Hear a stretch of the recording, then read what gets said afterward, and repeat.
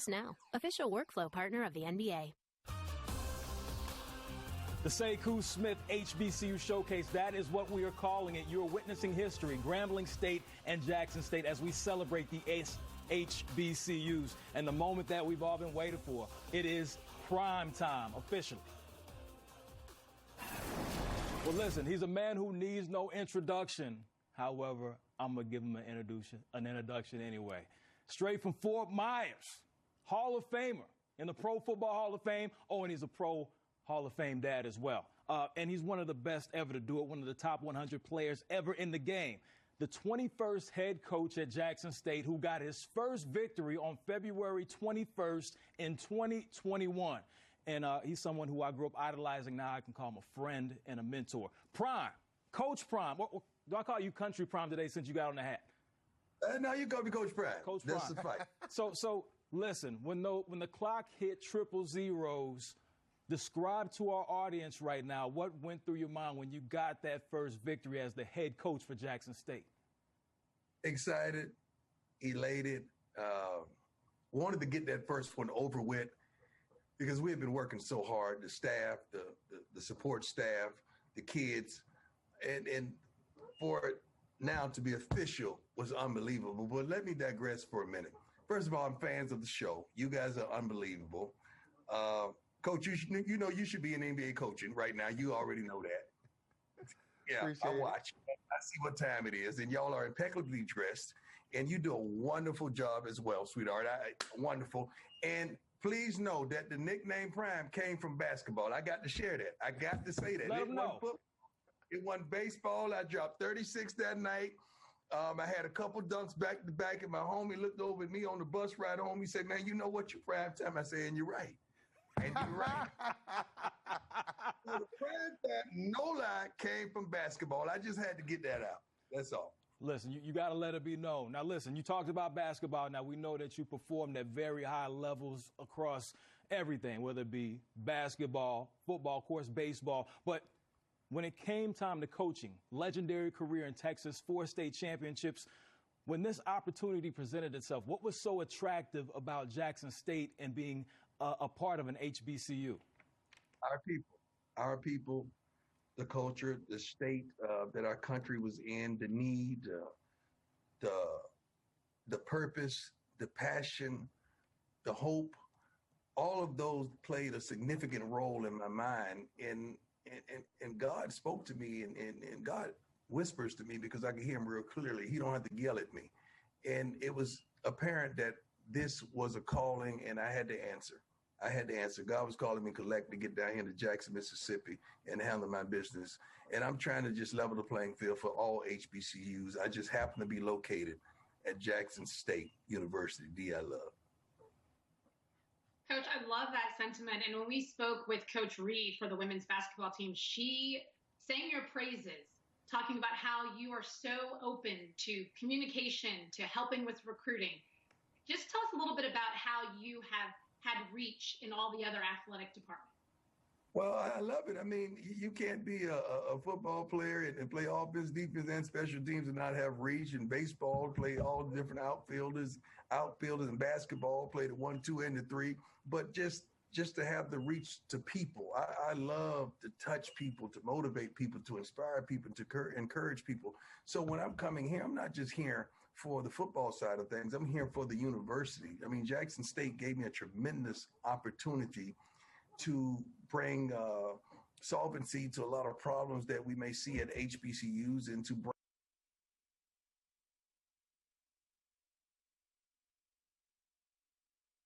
Hey, man, I'm pretty sure you need a left-hand pitcher that throws 88 to 92. Let's go find him. So that's what it's all about, man. Each one must teach one, reach one, and help another. And that's why I'm here. Dion, Sam Mitchell here, man. Look, you talked about your calling from God, that you heard that voice, that in today's political climate with everything's going on, you felt the need or calling to go to Jackson State and become the football coach. As you're there at Jackson State, what else do you hope to bring 10 years from now? If you're still there, you talk about the university, being there for the university, all these Power 5 schools out there, all these great athletes, you went to Florida State. Tell us the opportunities that HBCUs are going to bring athletically for all the African-American men and women out there? Why should they now consider HBCU over some of the Power 5 schools that they normally have considered in the past? Because we're going to prove that the navigation system not only leads to the NFL, but it leads to wonderful opportunities of employment, not just professional athletics, but professionals. Already in our country, some of the major contributors have derived from HBCUs. Now, athletically, it seems like we've turned a wayward eye to think that, hey, man, just because that's his location, that does not mean that's the end of his destination. And I'm going to prove that that navigational system can get us to the NFL. It can get us to the NBA. It can get us to the WNBA. It can get us to the MLB, to a doctor, to a PhD, and so many avenues and aspects of life. And I need to make sure we have balance. A kid does not want to leave the hood to go to the hood at all. But if we can show them, hey, man, this dormitory is just as good as that dormitory. This training table is just as good. It's going to feed you just as good as that training table. And now, think about the culture. Oh, baby, you ain't seen no culture till you seen that darn Sonic Boom play, till you seen 60, 70,000. I can't wait to hear that 60,000 scream and the units and togetherness and that love and that passion. I cannot wait. And then to leave the game and go out there to the tailgate. You know how we get down in parking lots. Sign me up. If somebody needs a coach, Deion, sign me up. You got me hyped and ready to go now. Sign me up, Coach. Hey, that's what he does. But Coach Prime, check this out. So making history today, 2 legendary HBCUs right here on our network for the first time ever in history. How valuable is this to HBCUs in general? Man, it's exposure. I'm sitting up here watching it now. I'm right down the street. I'm probably a block away. I could walk there. But I'm sitting up there watching. And first of all, NBA, y'all get this thing right. Y'all.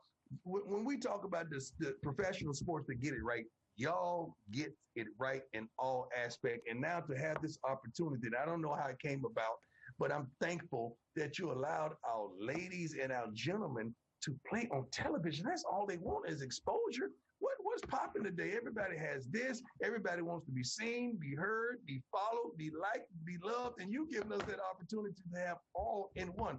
And now mama don't have to come to the game. She can't even come to the game because of the pandemic. But now she can see her baby on television. Thank y'all, man. Thank y'all. And I'm happy that ESPN saw fit that 6 of our games in the spring are on television. We hadn't even made it to the fall yet. But 6 of our games on national television, you know what that means to a young African-American kid that wants to be seen and known and heard? That levels the playing field, and that's what we're trying to do. Prime, before I let you go, we're obviously an NBA network. What team or what players caught your eye? I know we talk about it a lot on 21st and Prime. Nice podcast. Shouts out to Jamie Dukes. Who has caught your eye this season in the NBA? You know, I love me some LeBron, but that KD ain't no joke either now. That KD. But I love what the Nets are putting together. Oh, those boys out there in Utah ain't no joke, man. I mean, I like the playoffs, man. I don't like all this stuff. Let's get all this stuff. Fast forward, man. Give me the ballers. Let's go. Let's get to the playoffs when coaching is coaching and playing is playing, and you only using about 8 of those dogs, unless you got a bench like the Clippers.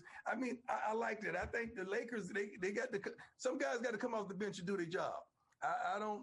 And AD has to come back. If AD ain't there, you can cancel that. We got to play a little more defense. You know. With the Nets, you got to play a little more defense, just a little more defense, period. Man. And I'm good. I love this game. And Ro, let me tell you something, man. You're looking mighty good. You understand, man? If I had known y'all was going to do this, I'd have reached in my closet and thrown the jacket and got clean. I don't like losing this clothing battle. Y'all know I don't like to lose. Next time, yeah, you're going to put the red pocket square in there, too. And we ain't going to talk about the game, the other game that we talk about. Oh, yeah. We gonna Yeah. Looking real good. Hey, he is a winner. That is Coach Prime on behalf of us all here at Turner Sports. We send you nothing but the best. And Shaq and Barkley send you a shout out. They send you plenty of love as well. Coach, we love you. We appreciate what you're doing, man. We love your spirit. You're a great human being, Deion. We love you, man. If somebody need to hire you, man, you better than that bull Jock I'm seeing out there. I promise you that. That's the one and only. Coach Prime, right. We appreciate you. I'm telling the truth. I'm telling the truth. I agree. Amen. Amen to that. Prime, love you, my brother. Hair game is on tilt, dog. I do a little something. I appreciate you for giving me the phone call. Awesome right there. Shouts out to Coach Prime, Sekou Smith. We celebrate his life today. Jackson State, the HBCU he attended is too. Log on to NBA.com to learn more about the Sekou Smith Scholarship for Journalism at Jackson State. And I'm officially calling this the Sekou Smith HBCU Showcase. Also, the Hang Time Podcast, you're going to check that out as well. And we are continuing to celebrate Sekou Smith. The sonic boom is going to be on your screen at halftime. And trust me, you do not want to miss the show that they're about to put on. Trust me, halftime of the men's game, Grambling State, Jackson State, coming up soon for the sonic boom. Do not leave your room. We're right here celebrating the HBCUs, Stephanie Reddy, Ro Parrish, and of course, Sam Mitchell. Before he was a pro, he was one of the most famous faces in the history of Grambling State, coached and mentored by the legend Eddie Robinson. Then he was a champion, Super Bowl MVP, Ring of Fame for 2 different NFL teams. And his accomplishments at Grambling put him in the College Football Hall of Fame. Now he is an executive with the Washington football team. Doug Williams, it is a pleasure for you to join us here today. Thank you so much. Now we just got to jump right into it. The history-making moment. You have 2 HBCU teams right here on this network. When you learned about this, what was your initial reaction? I tell you, I talked to the commissioner. When he called and told me about it, man, I was excited about it. You know, we don't get an opportunity at the HBCU to get this kind of notoriety.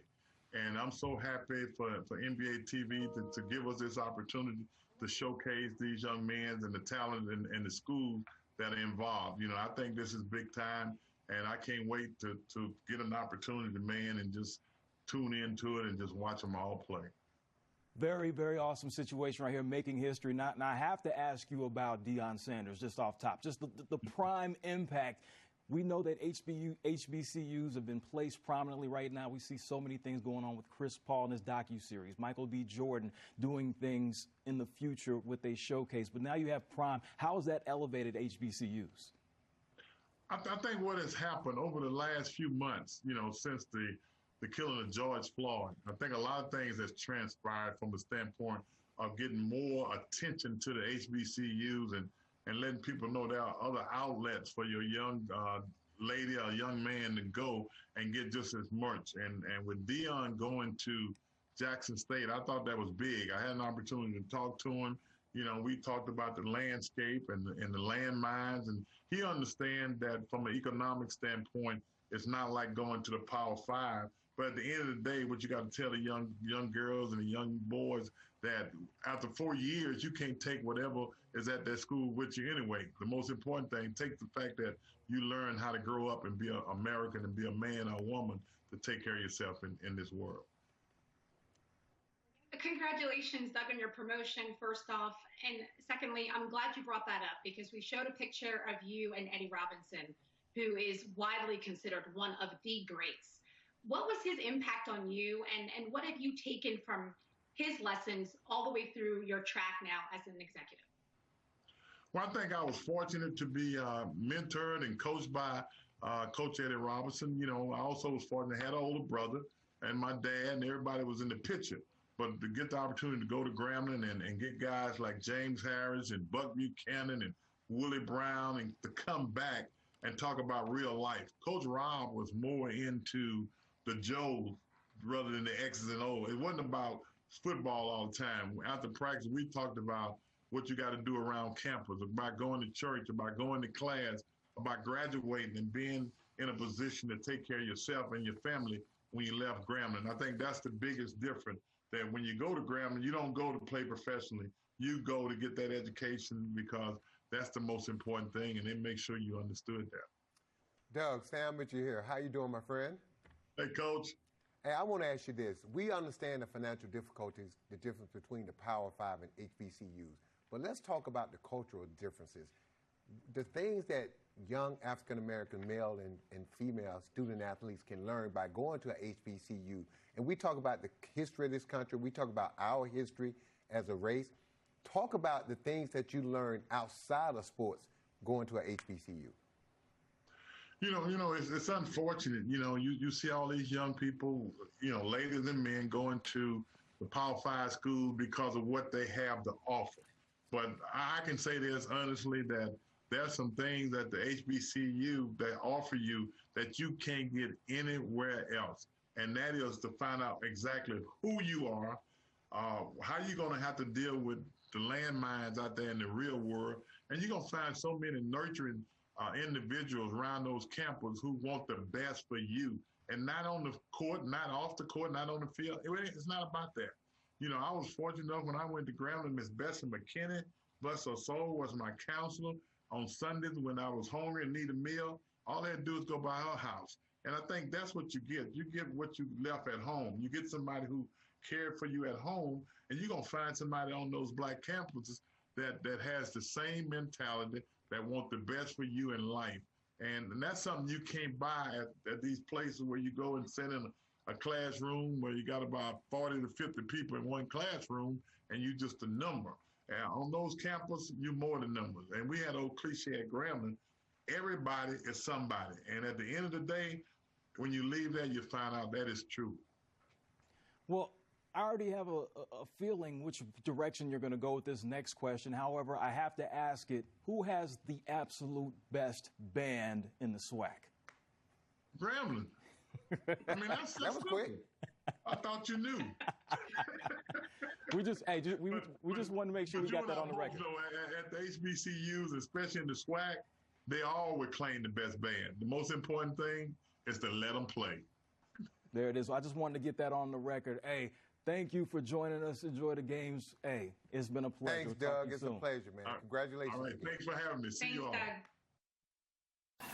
The legendary Coach Doug Williams. Now we have our Star Watch, the impact players. Grambling State versus Jackson State. You got Cameron Christian, Tristan Jarrett. Two of these ballers already went against each other earlier this season. Jackson State beat Grambling State on January 23rd. Tristan Jarrett had a game-high 24 in that one. Javis McKinnis had a double-double. Stephanie, looking at this matchup, what do you see? Well, Cameron Christian has what you call legacy at Grambling. Remember, his dad plays football, mom plays volleyball, so their entire family is vested. He is capable of lighting it up 4 for 7 from behind the arc versus Tulane earlier. Yeah, bro, I look at these two teams, man. It's the contrast between Jackson State with 2 dominant players, and then you look at Grambling with 5 guys almost averaging double figures. It's going to be a contrast between the Brooklyn Nets and others. I like the comparison right there. Well, now we send it to the Lee Williams Assembly Center. 2 Hall of Famers, Deuce McAllister, Ro Brown. They're on the mic. We'll send you out there right now. Welcome back to the Lee Williams Assembly Center at Jackson State University. It's the Jackson State University Tigers entertaining the Tigers of Grambling State University in Southwestern Athletic Conference play. Thank you for joining us. I'm Ro Brown, and I'm joined by the Hall of Famer, Deuce McAllister, Grambling and Jackson State. Last month, these two teams faced each other, and it was a 14-point win for Jackson State. Yeah, I think when you look at it, Grambling has to make sure that they're doing a pretty good job of hitting outside shot. Jackson State has some big guys down low, so they have to make sure that they are not just trying to force the ball inside, but making sure they're hitting some outside shot. For the Tigers, he is a 6'6" guy from Allen, Texas. Cameron Christian is their big man. No, Cameron Christian, he can cause you a lot of problems if you allow him to be able to get going outside, but obviously inside, and that's where he's going to be able to make some hay as far as making sure that he can be that dynamic scorer that you need from Grambling State. And for Jackson State, it's a double-double machine. How about the man, Javis McKinnis? McKinnis is, basically the defensive player of the year, the reigning defensive player of the year. His ability to be able to go out there and block shots, affect the game in that manner, but also you talk about being able to get some rebounds offensively for you. They call some set plays for him. He can run the floor, just a really, really nice weapon they have.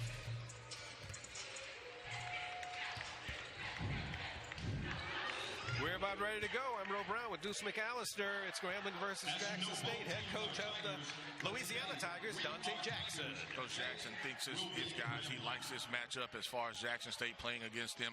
Felt like that it got away from him a little bit late in that first half, in that first matchup. So, you know, they want to make sure that they can control the tempo of this game and make sure that, you know, hey, look, if we can't get inside, let's get to the free throw line and hit some outside shots. And on the other side for Jackson State, head coach Wayne Brent in his 8th season leading the Blue Bengals. Jump ball is controlled by Jackson State. Jonas James with it. Starters for Jackson State, Jonas James, Tristan Jarrett, Javius McInnes, Kanan McClellan, and Isaiah Williams. Turnaround, no good off the glass, and Grambling comes away with the rebound. Going to the basket and swatted away by who else? Javius McInnes. Javius McInnes, that's what he does. I mean, you allow him to be able to have free reign, and he's gonna be that eraser that you want. Jumper is no good. It's off by Isaiah Williams. Grambling with the rebound. Just underway. Grambling, Jackson State. Jackson State in their man-to-man defense and just making sure that they can help. May have a walk ball. That's what it was. Got a traveling violation on Cameron Kristen. And you can see McInnes just running, and he's counting it away, and that ball didn't have a chance as he's going up and just nice, just racing it. I mean, he's the extra guy on defense for you, particularly when you can funnel him to the inside as far as some of those guards. Still scoreless. We've only played a little more than 1 minute. Up and no good. Rebound by Kristen. 2 shots from Williams. That one point blank range, and he can't finish it. Had a jumper earlier that he couldn't finish, and get him going a little bit. Long three-pointer is off. No good. Fight for the rebound and out of bounds. McInnes came away with it, but he was out of bounds. He's going to come away with a lot of them. On the end line. Yeah. He's going to come away with a lot of them, he has. Yeah, he's going to come away with a lot of them, bro, and it's just him. He just stepped out of bounds there. He's averaging 13 points and 13 boards a game. Kristen, guarded by McClellan. Nice spinning move. Oh, McClellan. Oh, stepped on. Then he was stepped on. Oh, wow. And McInnes, Jay stepped on him. Couldn't get underneath him and couldn't see him. I think he's going to be okay. He just got stepped on. Oh. Nice spin move. Nice finish. Indeed, it was. Here you go. Did a nice job of being able to split 2 guys and just be able to get that ball up. And McInnes is going for the block, and he stepped on him right there in the midsection. Great. Cameron, Cameron Christian is going to be, it'll hurt for a while, but he'll be okay. Yeah, it tends to be that way sometimes. 2-0, Grambling with the lead. We're early. There's a three-pointer by McClellan that's off. Jackson State retrieves. Jonas James, short jumper, in and out, no good. Fight for the rebound, whistle. Nice job of Isaiah Williams working down low to try to get that rebound there. Jackson State missed a couple outside shots. Biggs down low working to be able to get in position to get a rebound. Fouls called on Cameron Kristen, his first, of course.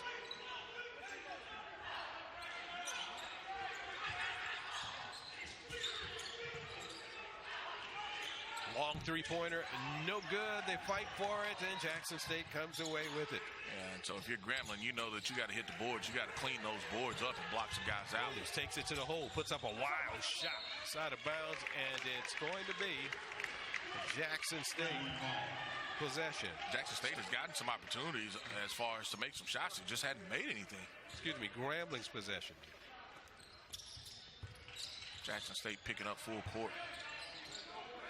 Stars for Grambling, Sarion McGee, of course, Cameron Kristen, Terrion Randolph, Travell Cunningham, and Tremichael Moten.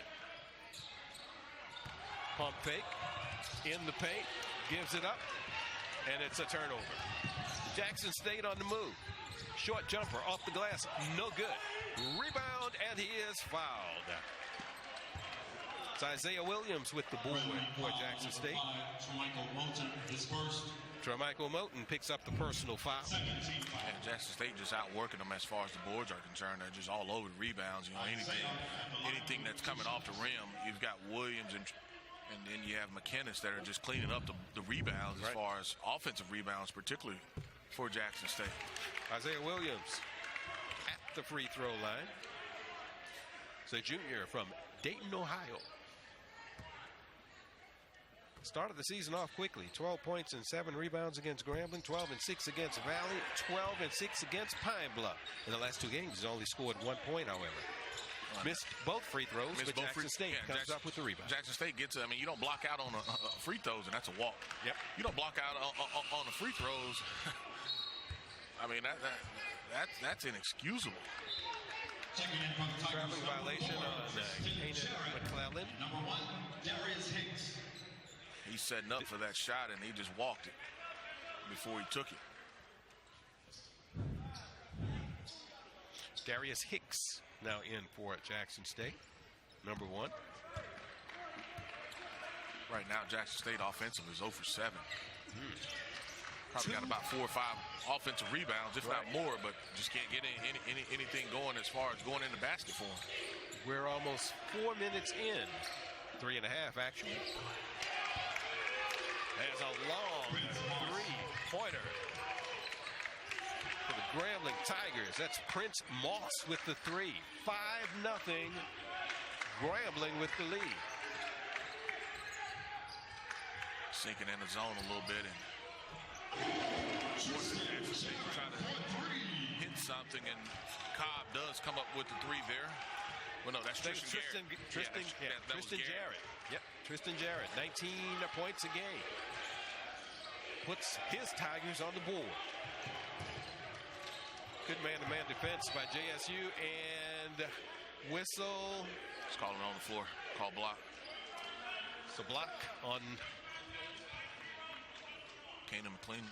On McClellan.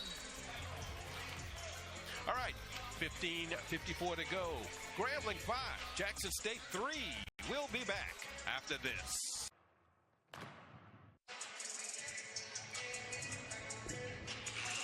Welcome back. Early. 15:54 to go, and it's 5-3. Grambling with the lead. Deuce McAllister, and there you see Coach Wayne Brent of Jackson State University, 8 years on the job. He was a good player. I remember him at Monroe. Yeah, Coach Brent, you know, and you look at the culture and really the things that he has done here with his Jackson State Tigers. You know, they're starting a little ice cold, 1 for 8 so far, you know, 1 of 3 as far as the three-point line is concerned. But he was worried about that a little bit when you talked to him earlier this week, just because they hadn't been able to play a lot, just because of the weather, games getting canceled, etc.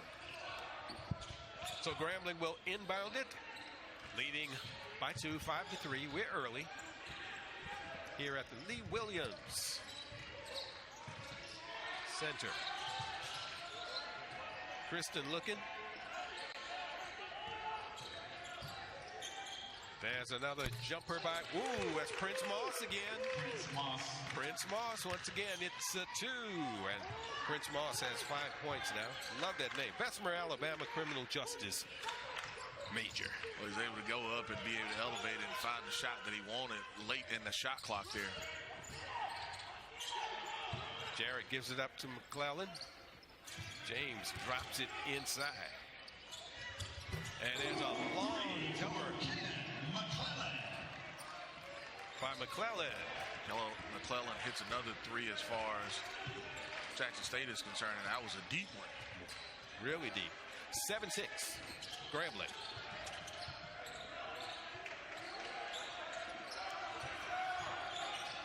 Get it inside. May have gotten away with a little travel there, but it was just baby steps. Good defense. And it's taken away. McClellan with the steal. Jackson State moving it up court. He saw it. He was just late with the pass. Jarrett, it was Aaron. Jumper from the side. Yes. Just like that, Jackson State takes over the lead, and he saw the play. He knew he felt a player open. Got up underneath him. he knew the player was open. It was just an errant pass, and it was just too late. Tiger foul, Jonas James, his first. 5 quick points for Tristan Jarrett. Jonas James picks up his first personal foul when he comes out of the contest. It's replaced by, got Ken Evans in there now for Jackson State. Grambling inbounds it. We get it inside to Randolph. Gives it up in the corner. Top of the key, driving down the lane, and one. That's Travell Cunningham with the basket, and he's fouled. Good job of Cunningham being able to penetrate there, and I thought it was going to be a charge, but it did look like one of his foot right there were in the restricted area, so this is an N1 opportunity, and so just nice job of being able to finish. It's personal foul number 1 on Jarrett, and Cunningham misses the free throw. Cunningham from Chicago. Jumper from the side and follow up. Tristan Jarrett, who now has 7 points. Tristan Jarrett does a nice job of being able to follow that shot on the miss. Grambling not blocking out anyone and giving up extra possessions. Homestanding Tigers lead by 1, 10-9. Up. Blocking foul. Got to allow him to be able to come down. Grambling foul, number 10. That's Travell Cunningham who will come up with the foul. I don't know if he was set either there. No, he wasn't. He was there, but he wasn't set, and you got to be able to allow him to come down. No, he wasn't. Nice out pass. Sahad Munford comes in for Grambling. Grambling goes back to their man-to-man defense. Now it looks like more of a match zone.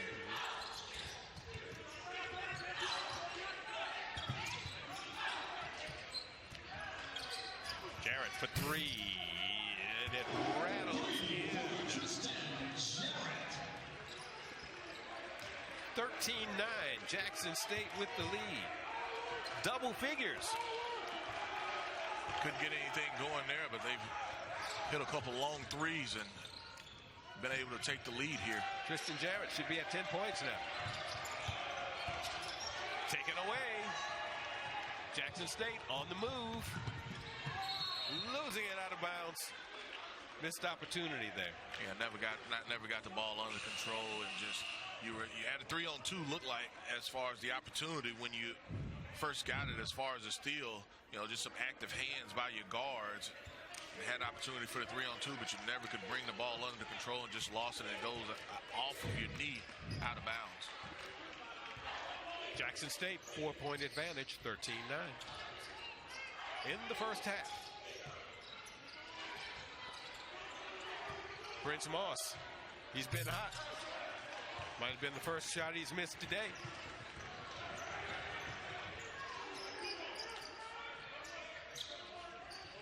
Jarrett wants to put it up. Oh, he's going to put it up. He's going to put it up from long distance.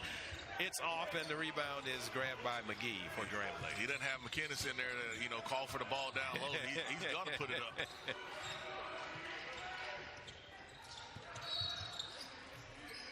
We've got a whistle on the drive. The foul. This is S2. Kanan McClellan, his second. Kanan McClellan. He knew right away. Second personal foul. He knew right away he was coming out as well. He came straight to the sideline and wasn't even looking at Coach Brent to ask to stay in the game. He knew you were taking me out. 12:08 to go in the first half. It's also Darius Hicks you saw sitting there, who just came out of the ball game. Grad student from Whitman, Mississippi.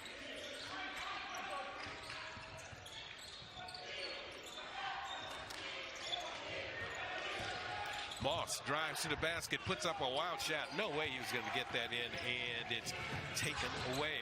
Grambling gets it right back. 2-on-3, but he takes it to the hole anyway. They fight for it. Fighting, and it's still Jackson State comes away with it. Jay McInnes, and he affected that first shot. Yes, he did. On that first one, the kind of the wild attempt, and he's all over that one. All over this one as well. As the ball comes off the rim, and Jay McInnes is there to clean it up. Well, that's why he is the double-double man, averaging 13 points and 13 rebounds. Well, it's just his presence to be able to block shots as well as be able to clean up those offensive rebounds, and that's a backcourt. Yes. Bouncing on the wrong side of the court. No doubt about it. You can see that pressure. You can see that pressure there by Jackson State, and they're not trying to trap or anything. They're just making sure that they can be there. Jackson State in control right now, 15-9, thanks to the play of number 4, Tristan Jarrett.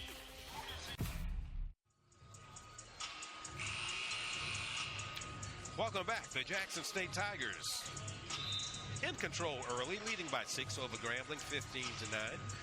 Thanks to the play of the guy they call Smooth the Deuce.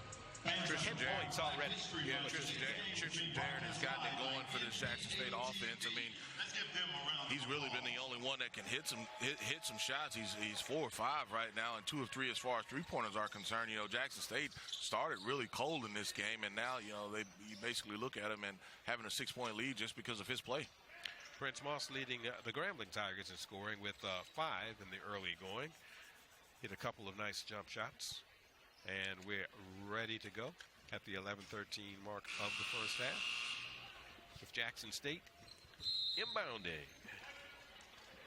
Darian Wilson doing the honors.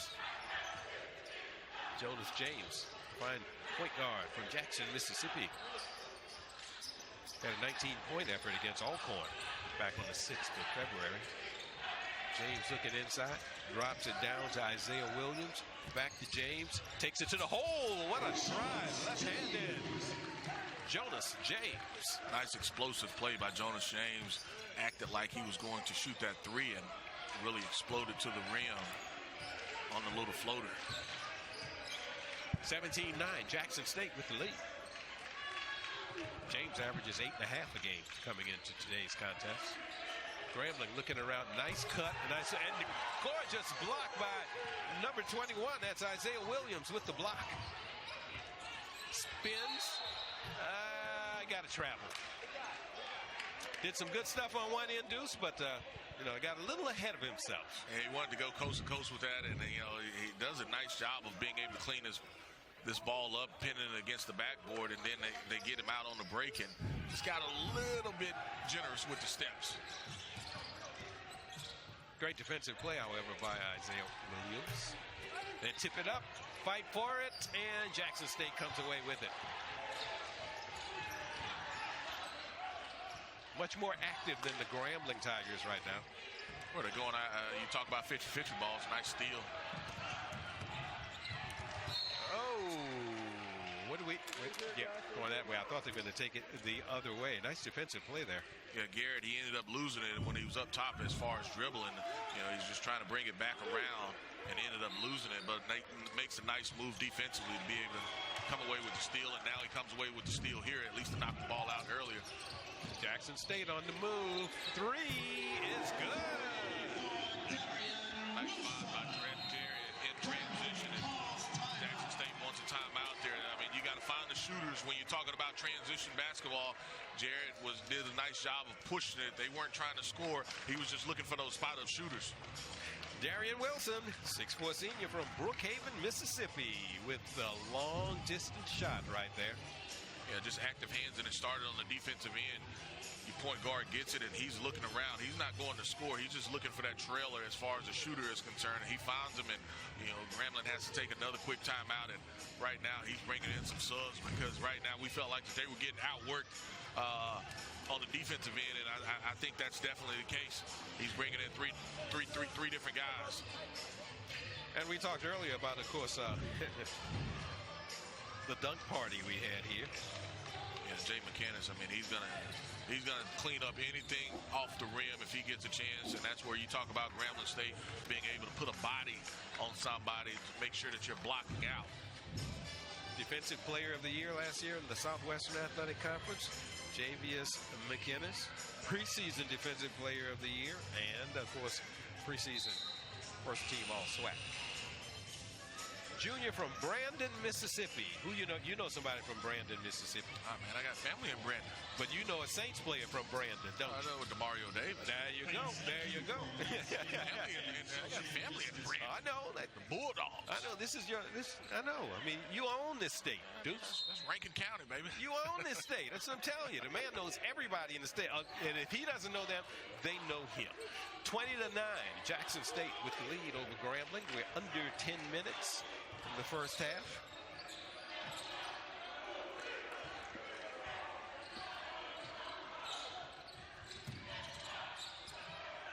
Jackson State in a little zone. There's Moss again. Off the rim and a rebound to Grambling, and we have a whistle. Should be a foul on Jackson State, man. Tiger foul. Foul called on number 21, Isaiah Williams. His first personal. Loose ball foul there. He's going for the ball. And Yeah. nice rebound by Grambling. Grambling inbounds it. Three-pointer off the inbounds pass. Nothing but air. Shot clock did reset for him. Cunningham dribbling. Puts it up. Oh, you thought it was a shot, but it was a pass. Yeah, nice alley-oop, nice set play. They were able to come off a screen, a little backdoor cut. Cameron Kristen with the dunk. Oh, out of control, out of control. Put his head down. You got the big that steps over, takes a charge for him. It's Jonas James with personal foul number 2. That's the second time Jonas James has come up and been on the wrong end of a knee to the midsection. Does a nice job of it. Boy, Cameron Kristen. His knee, his midsection. Yeah, Cameron Kristen has been on the wrong end of the second time. He was on the right end, however, of that little alley-oop dunk. 20-11, Jackson State leading Grambling. Louisiana Tigers with the ball. And they give it up. Turnover. Allen waits, shows a little patience.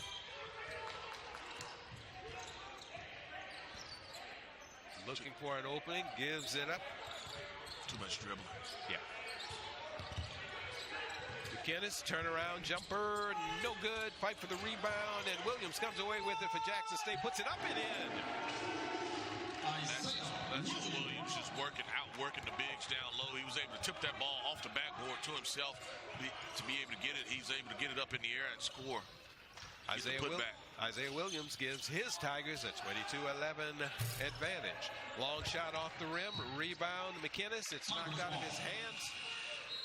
It remains Jackson State ball, however. And it's timeout. Time to take a break from the Lee Williams Assembly Center. Jackson State leading Grambling by 11. Stick with us. TV. Deuce, you look at the numbers right now. One thing that jumps out at me is the rebounding advantage for Jackson State. Well, they've just basically been able to dominate them. You know, as far as on the board, you got almost 10 more rebounds for Jackson State, more so than Grambling. And so you look at it, why is this game 11-point lead for Jackson State? Well, that's one of the reasons. Jackson State 22, Grambling 11. And as a turnover, Jarrett gives it away. Moss in the corner. Cross-court pass. 3 from the corner is no good. Jackson State comes away with the rebound. Kristen couldn't hit for Grambling.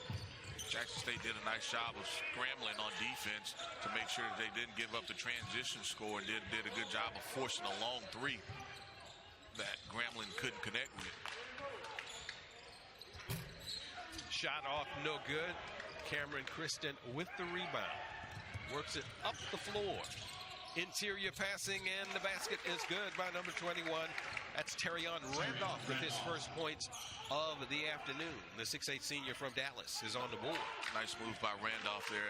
Benefactor of running the floor, being able to get deep into the paint, able to finish at the rim. Kristen Jarrett. We got a whistle. Travel. Now, Jarrett took a long 3 the possession before. This time he goes down and probably forced that shot a little bit. He's looking over at Coach Brent like, that could have been a travel coach. Yeah. Grambling looking to cut into the lead. Three-pointer from the side. Yes. Knocking it down. That's Peyton Taylor, the junior from Cleveland, Mississippi. And you talk about a little 5-0 run by Grambling State Tigers. Cut the lead to 6, 22. 16. Looking inside.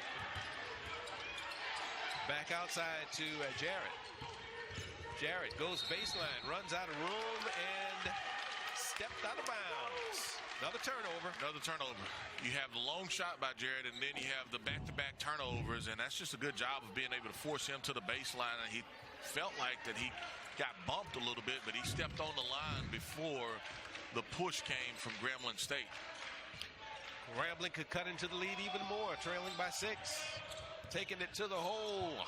Three-pointer from the left side, no good. Rebound, McInnes. McInnes, he didn't affect the three-pointer, but he definitely affected penetration. And that forced the guard to have to kick that ball out. McInnes from the free throw line, short jumper, no good. Rebound pulled away. Grambling with it, taking it to the hole, and there's McInnes once again with one block, and now we've got a blocking foul called on number 12.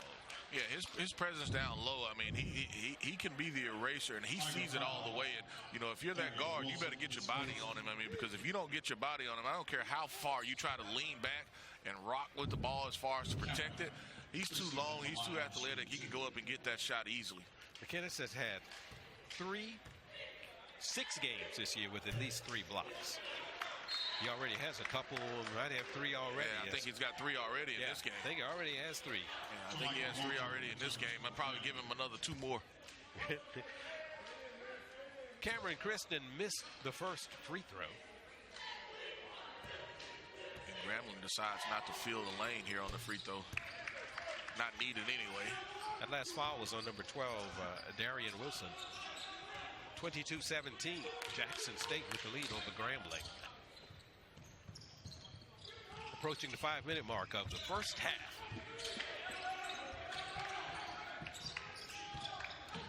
Jarrett looking, double team, gives it up. 3 from the top of the key, no good.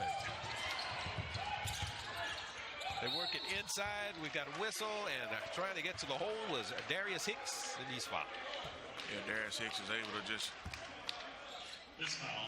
be the benefactor of the hustle play by Jackson State there, and he's down low, trying to establish his position.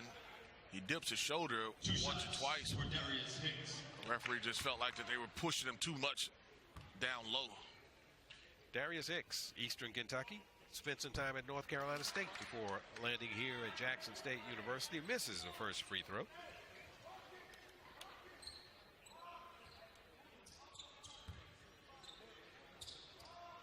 You'll get a second. 6'8". Grad student averaging 4.4 a game. Second free throw is up and good.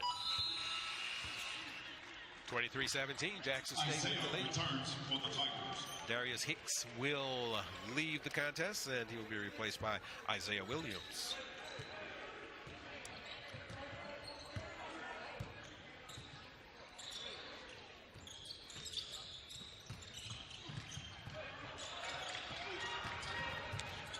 Nice bounce pass back out to Cameron Kristen. He misses the three-pointer. The rebound grabbed away by Isaiah Williams. Up court to McInnes. Underneath, puts it in. Nice shot from Jay McInnes, being able to run the floor. None of the bigs get back for Grambling State, and he catches the ball right there on the rim, and an easy finish for him. The junior, as we said, from Brandon, Mississippi, can be an active young man. 25-17, Jackson State. And well on his way to having a double-double in the first half. Grambling probing. That's Moss, who's been shooting all day. Air ball on that one. Grambling comes up with the rebound, puts it up. No good. They fight for it. Jackson State comes away with it. On the run, behind the back. A little bit too much mustard. And loses it to Grambling. Tigers taking it back the other way. Long step there by Kristen for the bucket. Nice little finish there. Variation of a Euro step. The Jackson State lead is cut to 6, 25-19. Approaching the 3-minute mark of the first half.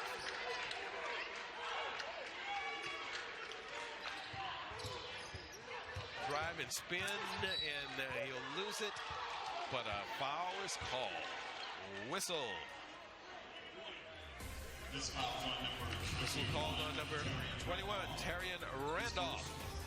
It's time to take a break. Jackson State leading 25-19 over the Grambling Tigers.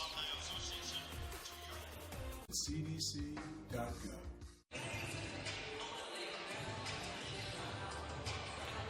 Recognize that guy, Deuce? I think a lot of people recognize him after last season. Well, one thing he did, from after hitting that shot that goes viral, he committed to losing some weight. And, he had been on Coach Brent about just putting him in. And he'd always said that, hey, look, he had range from the parking lot, if you let him tell it. He's got range from a long way. And so Snacks has joined the basketball team as an assistant coach. Thomas Snacks Lee. Yep. Grad assistant. But when you talk to him, he'll tell you, I got range from the parking lot. Thomas Snacks Lee, one of the highlights, I think, of the college basketball season. No doubt about it. Coach Brent said that he worked hard. He was able and willing to help with anything that needed to be done. So I think they were short on numbers, and that's how he ended up even getting addressed in that situation anyway. And they were fortunate enough to be up in that game and put Snacks in, and he rewarded him with a long, deep three. He knocked it down. Isaiah Williams would like to knock down this second free throw. He does not. And the Jackson State lead remains 6-25-19. Jackson State is only 1 for 6 from the free throw line. That's ice cold. And was shooting ice cold earlier in the game, and now from the free throw line, they're still there. That'll hurt ya.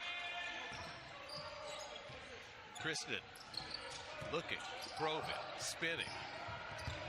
Bounce pass baseline, taken away by McClellan for Jackson State. Outstanding defense. Yeah, outstanding job on the ball pressure and then being able to help defense as well. McClellan comes up with the steal. That's McInnes in the corner. Gives it up to Darian Wilson. They're working around. Spinning to the basket, putting it up off the glass and in. Ken Evans with the basket.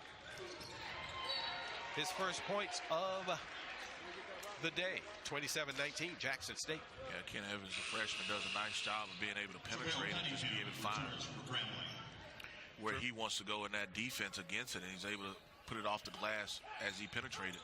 Terrell Cunningham comes into the game for Grambling. He replaces number 5, Tremichael Moten.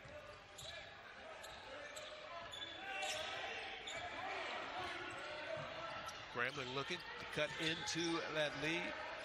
Ooh, almost traveled. Cameron Kristen working on Isaiah Williams. Working, puts up the long three. No! Ooh! High in the air and coming down was Prince Moss. They're going to get Jay McInnes on the foul there. Prince Moss went up high. It almost looked like he was trying to dunk that ball. Yeah, I think he was. It would have been a hard and difficult one to do so, but he came down hard on that flow. McInnes caught him with the body, and Moss is okay as he hit the floor. Prince Moss at the line had 18 points earlier in the season when Grambling played Tulane. He's from Bessemer, Alabama, a senior. Grambling is 1-1, and he connects on that first free throw. 1:59 to go in the first half.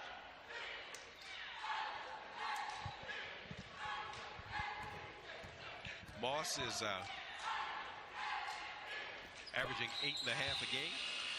Knocks down the second. Tristan Jarrett returns, replacing Darian Wilson. Darian Wilson leaves, and Tristan Jarrett returns. Under 2 minutes to go in the first half.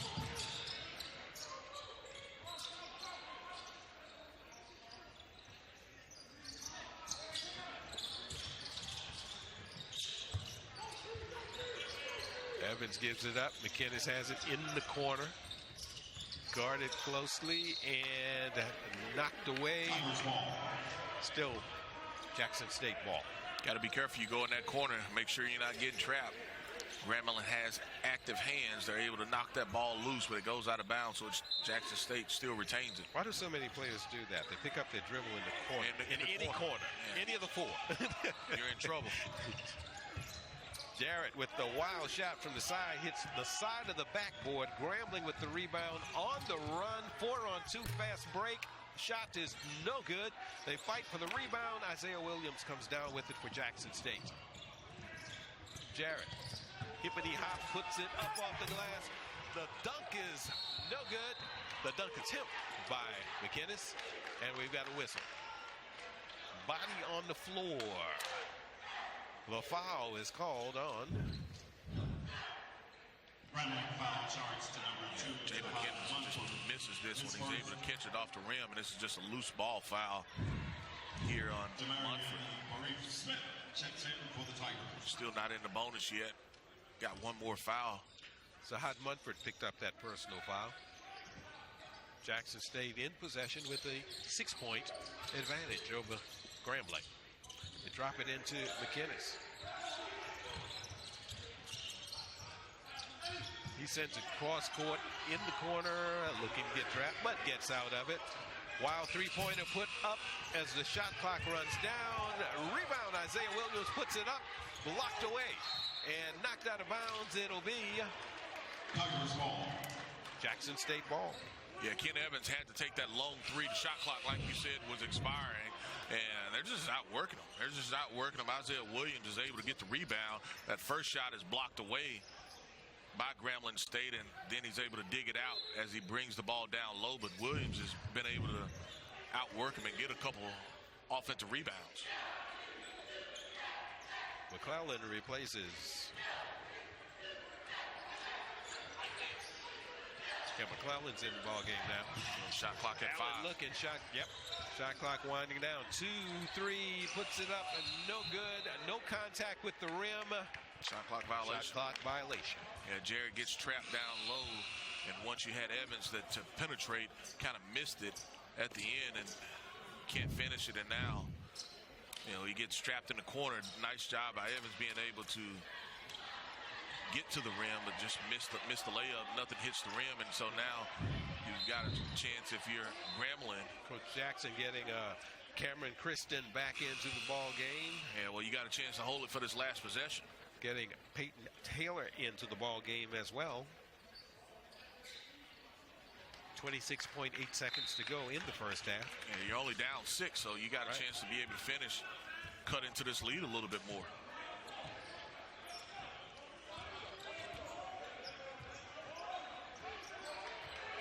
Cunningham with it.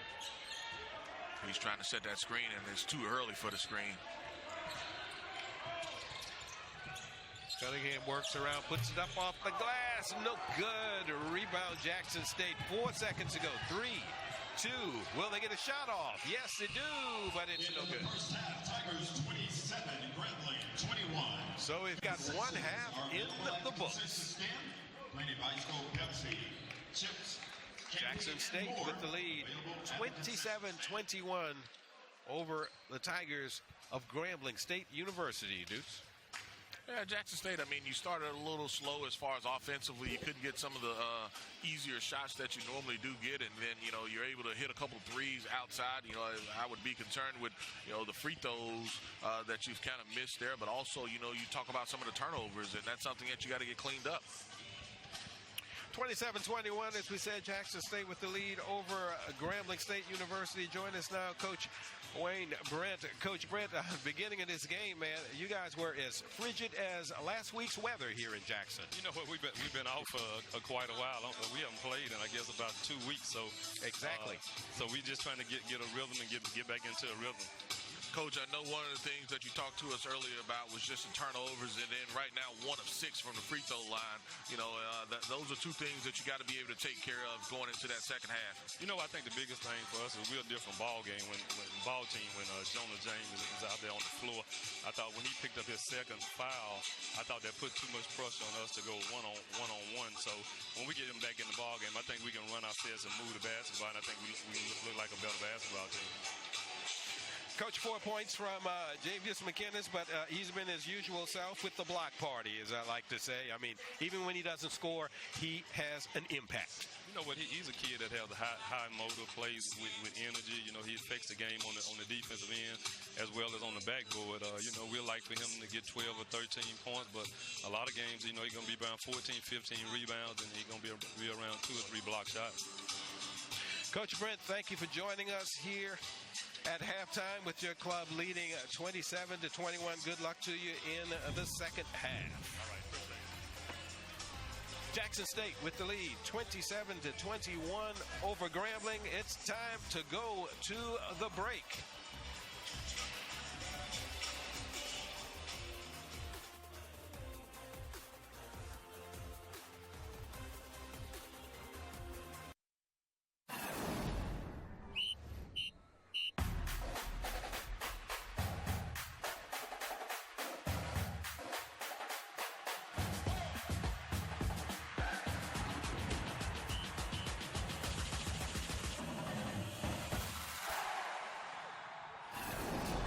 That is merely just a preview. Ro Parrish in Studio V, along with Sam Mitchell and Stephanie Reddy, who attended at HBCU at Coppin State. The moment that you've all been waiting for. If you've never seen a band performance from an HBCU, trust me, you are in for a treat right now. The Sonic Boom is about to take place from Jackson State, and they are honoring the late, great, our friend, Sekou Smith. Enjoy.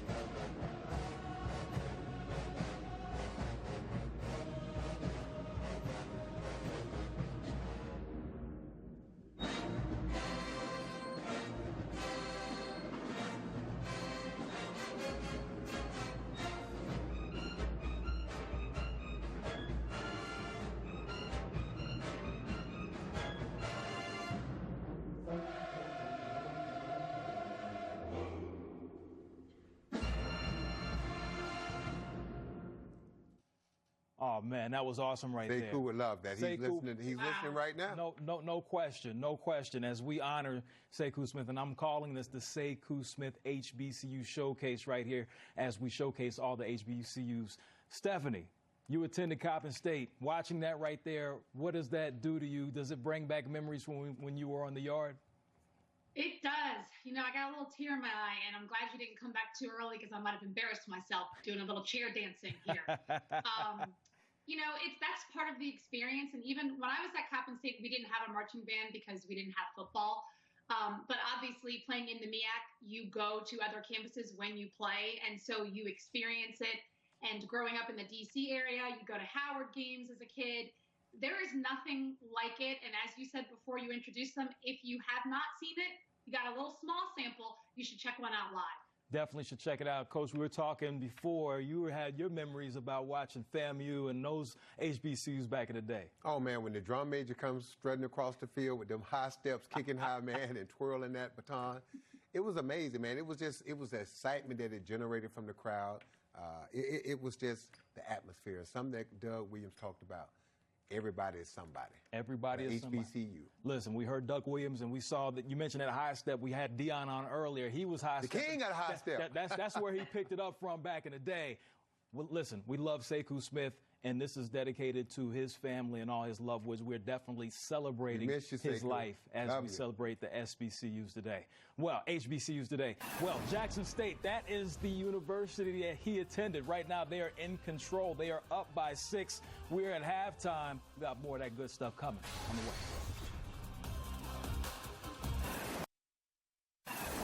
The Jackson State women, they enter winning 8 straight. There's Amisha Williams. She is the defending Conference Player of the Year, Defensive Player of the Year, balling. But before we get to her, Stephanie, it's about the others getting floaters in the lane. Unbelievable play by Jackson State. We saw that it wasn't just about Amisha Williams and what she can do, but it's what they do as a collective unit. And they have been working so hard under Coach Tamika Reed to get that balance there. Coach Reed definitely providing the game plan. And, Coach, Williams went out and took over. Yeah, she did, man. She dominated. Look at her, a la Moses Malone. I'm going to throw it up there and tip it back to myself so I can pad my rebound stats. Way to go. She is the leader in the nation amongst centers and block shots. She had 4 block shots today, an impressive win for Jackson State as they continue their winning streak. But going to the men's side in our second game, we've seen Jackson State, the men's squad, come out. They are up right now. Tristan Jarrett right now leading with 10 points off the bench. Stephanie, what have you seen from him? Well, you know, they call him smooth for a reason. His coach said that he has an old school game. He takes his time. He plays at his own pace, but he figures out how to score. A lot of that is because he plays with angles. Now, you said he had 10, but he's averaging close to 20, and his season high was 31. So I suspect that the second half, we're going to see a lot more out of Tristan Jarrett. Yeah, Ro, and the thing I like about Jackson State, they're changing their defense. They started out in a 2-3 matchup zone, and then they went to man-to-man, but it's keeping Grambling off tilter a little bit. But that defense of Jackson State been unbelievable. 21 points for Grambling in the first half. Jackson State not shooting the ball well, neither one of these teams are, but I think they're changing up their defense and giving Grambling different looks. It's causing problems for Grambling. Jackson State right now out-rebounding Grambling 27-14. So offensive rebounds definitely helping for Jackson State as they have the lead right now in this contest. Got plenty of great things coming in the second half as well as Jackson State is in the league. Oh, by the way, Javius McInnes. We all know that he is one of the best rebounders in the SWAC right now. He is the second in the nation as far as rebounding goes, and he has only 8 rebounds. So only 8? Only well, 8. you know, if you get 8 in the second half, that's 16. That's 16. That's a good number. Absolutely. For a 6'7" guy, unbelievable. So, and we have plenty of HBCU alums here. Shouts out to Jason, class of 2004. And Steph, we got to laugh out of this one. Nina, not the 2000s. Yes, Nina, that's how you do it. Jackson State and Grambling State represent. J-State up by 6. We got the second half on the way right here on NBA TV. It's the HBCU Showcase in honor of Sekou Smith. Lady Tigers will be hosting Texas Southern. Welcome back to the campus of Jackson State University. Jackson State leading Grambling 27-21. As we look at halftime stats, what do you think Coach Jackson was telling his group as Tristan Jarrett, of course, leads Jackson State in scoring with 10 points? I think the biggest thing is to make sure that they continue to crash the boards. I mean, right now you got a decided advantage, 27 for Jackson State, total rebounds, and 14 for Grambling State. I think also, you know, just to be able to make sure that they can run that offense a little bit better is one thing that Coach Grant talked about, was just making sure, you know, whether it's foul trouble or whatever, they can run that offense through some of those guards as well as to McInnes down low. 8 rebounds apiece for Javius McInnes and Isaiah Williams for Jackson State. They work it inside, turn around, no good. Rebound number 9.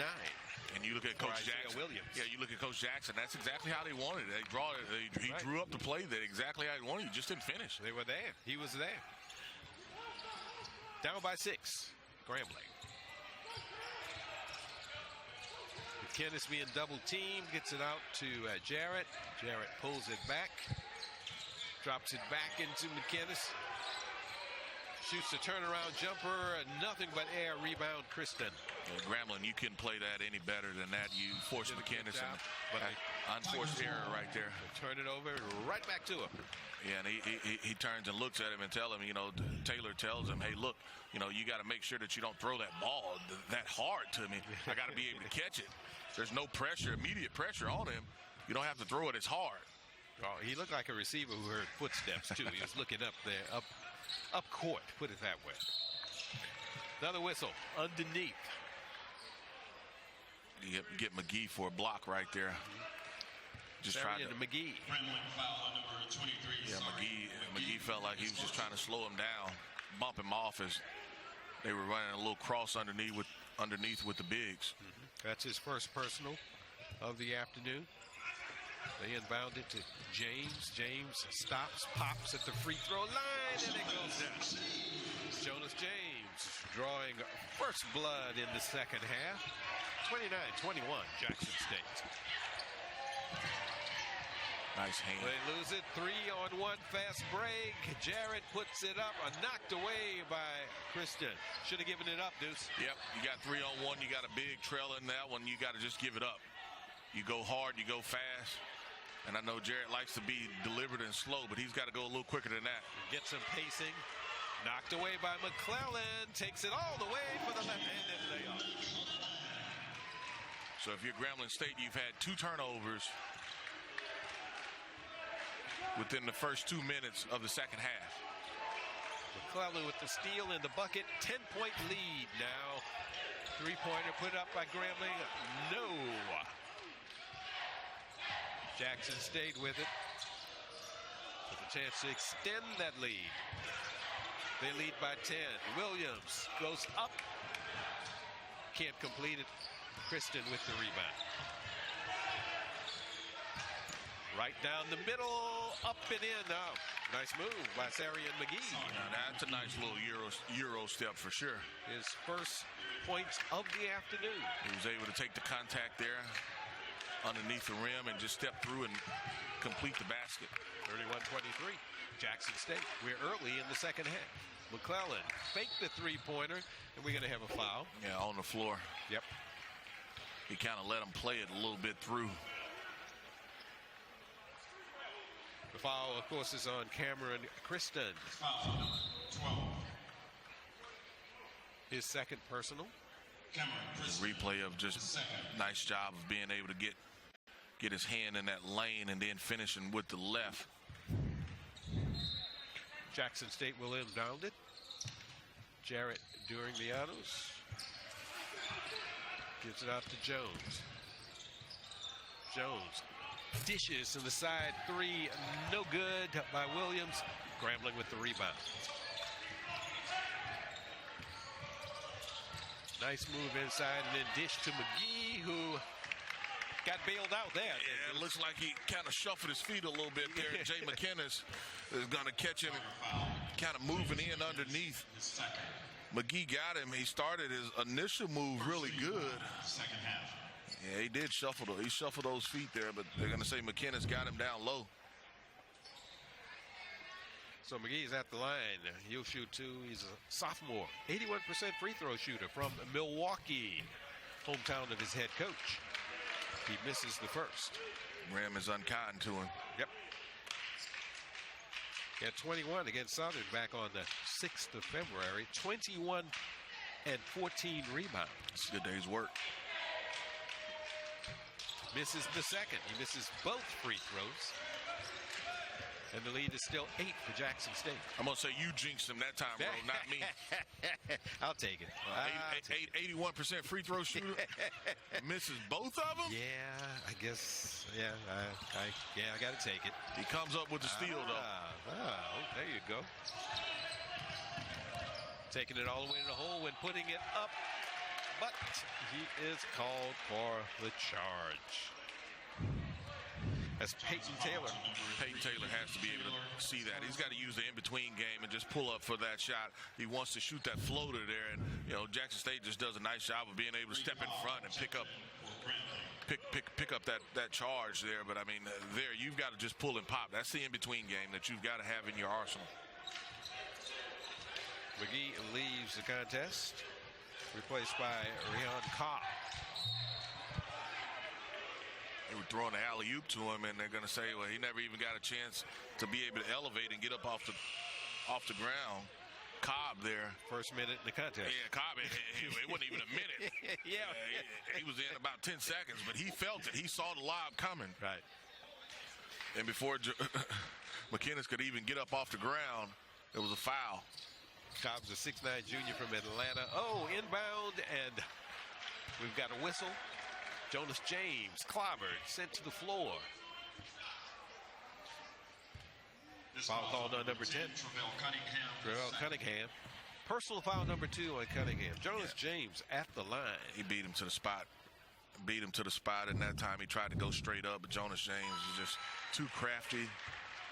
Left-handed, he was going to protect the shot anyway.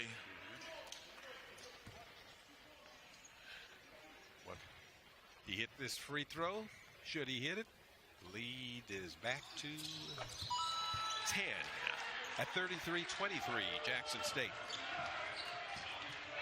As Coach Brent looks on.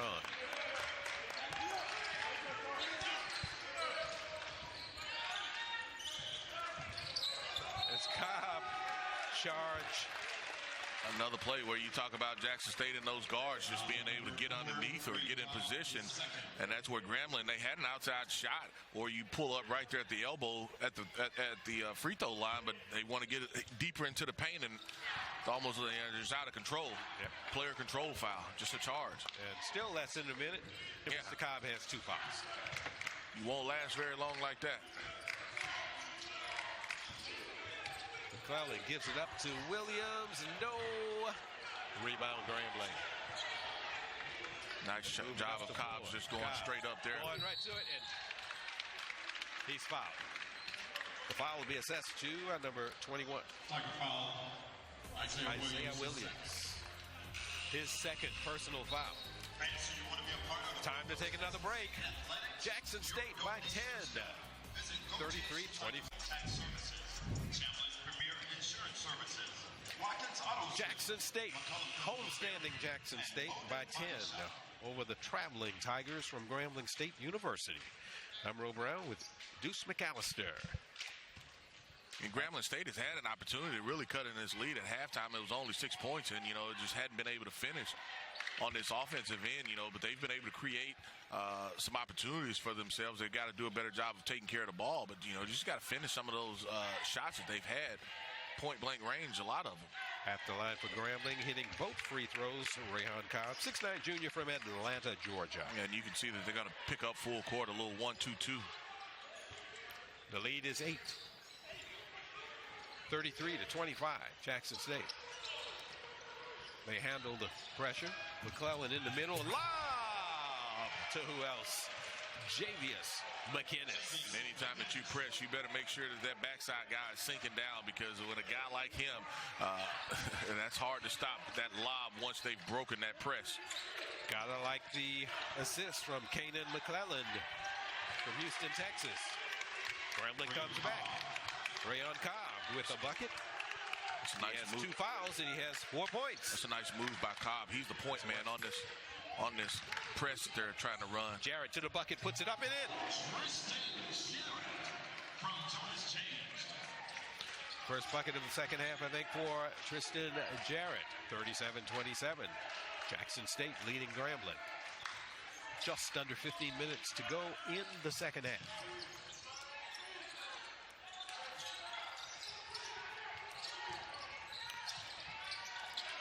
Jackson State has active hands here on defense. And we have a whistle. Obvious foul. Yeah. The foul, of course, is on Javius. Nice assist on that trap. They've ran it 2 times as far as the press, and Jackson State has broken it easily both times. This time McInnes picks up a foul here. At the line for Grambling is Cameron Kristen, who hits the first free throw. McInnes leaves the ball game. He's replaced by number 1, Darius Hicks. I think that's his third foul as well. Yes, it is. And Kristen hits the second. 37-29, Jackson State over Grambling.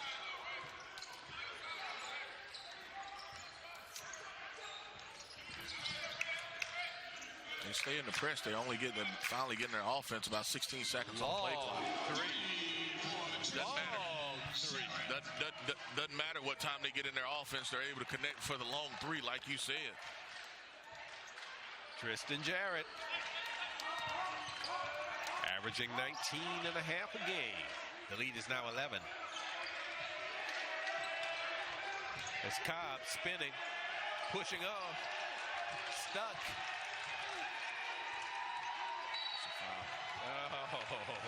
Caught him with the block. Did a nice job of moving his legs, moving his feet, but he caught him up high. Yeah.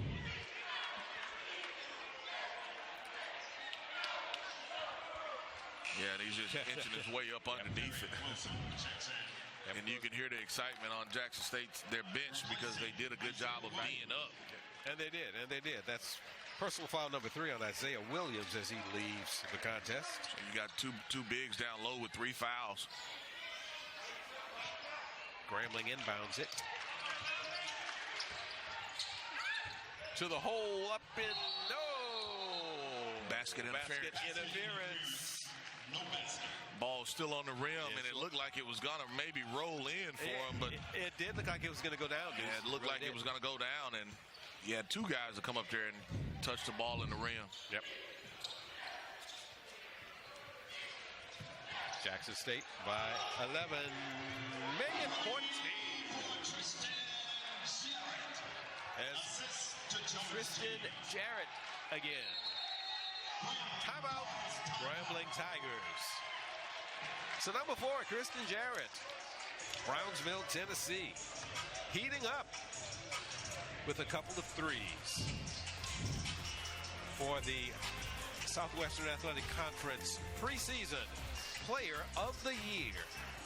Jackson State in control, 43-29 over Grambling, going for win number 7 in a row. OR to 42424. Welcome back. 43-29. Jackson State leading Grambling. 13-17 to go in the second half. Grambling Tigers with possession. And that's the man who's made a lot of it possible. Tristan Jarrett. Red hot.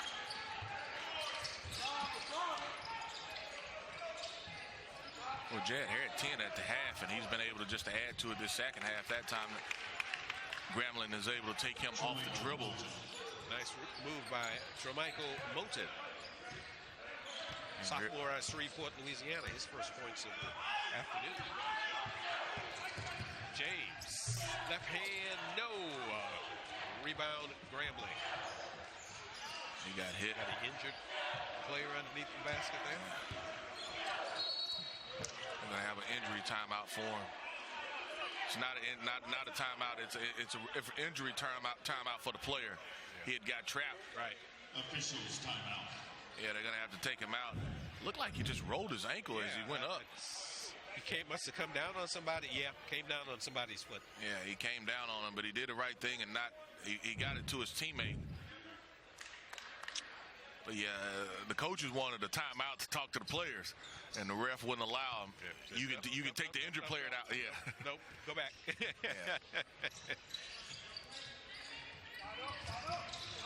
Grambling possession. Moss gives it up to Cunningham. Cunningham up top. That's Kristen. Short on the runner. Rebound, Jackson State.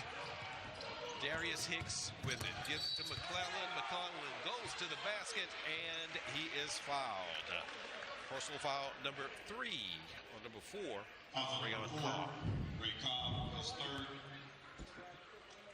Yeah, Cobb felt like that he had his hand straight up, but once he goes back and looks at it, He took the initial contact to the chest, right, but his hands came down. That's Kanan McClellan at the line. Transfer from Texas Southern University. The son of SWAC Commissioner Charles McClellan. Jackson State guy. I mean, as far as from Jackson, Mississippi. Started the last 5 games, as a matter of fact, Kanan has. His Tigers by 13.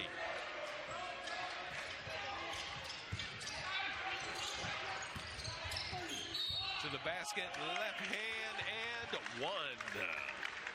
He's in restricted right there. Did a nice job of being able to take the charge, but he's way too deep.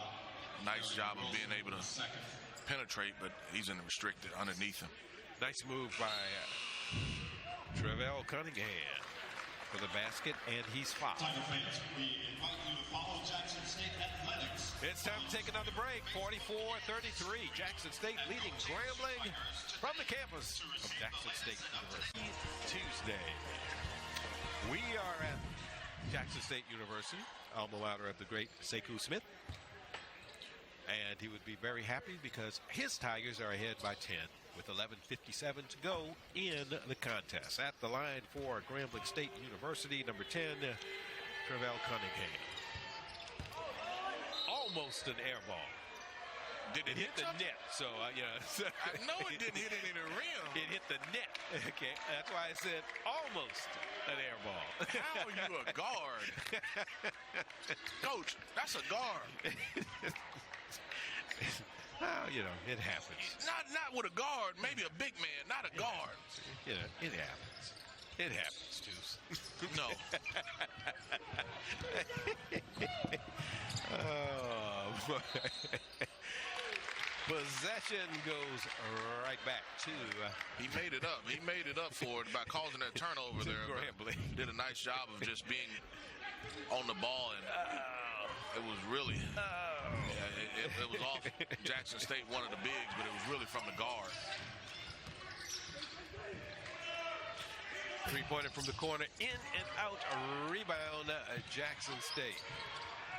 It's another rebound for Darius Hicks. They move it up court. Jonas James, no, probably should have been a goaltend, hit the backboard. Yeah, I think he probably got a piece of the ball. But he pushed, moved the backboard. I think he got a little piece of the ball, and so that's why they didn't call the goaltend in there. McClellan for three. Kanan McClellan. The senior from Houston's playing an outstanding game. He's dished very well, and he shot the ball very well. Made some good drives to the bucket, too. He and Jared have done a really nice job. Driving to the basket. Got a whistle on Jackson State. McClellan really looking good with his form, with that left-handed tray. And he's deep, deep. Yes. I mean, I'm talking about on the letters. Jonas James committed that foul. That's Prince Moss going up, and he draws the foul. I'm surprised that Grambling hadn't attacked the paint a little bit more, particularly when your two bigs are out of the game, and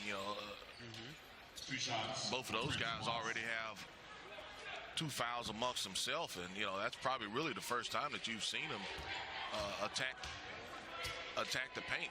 Williams and McKinnis both have 3 fouls apiece. They've been out probably at least the last 2 to 3 minutes of this ball game. Darius Hicks picked up that personal foul. Substitutions for Grambling. Cameron Kristen comes out. Michael Moten is on the floor. That's Prince Moss at the free throw line, knocking down another one. The lead is 47-35. Jackson State leading Grambling.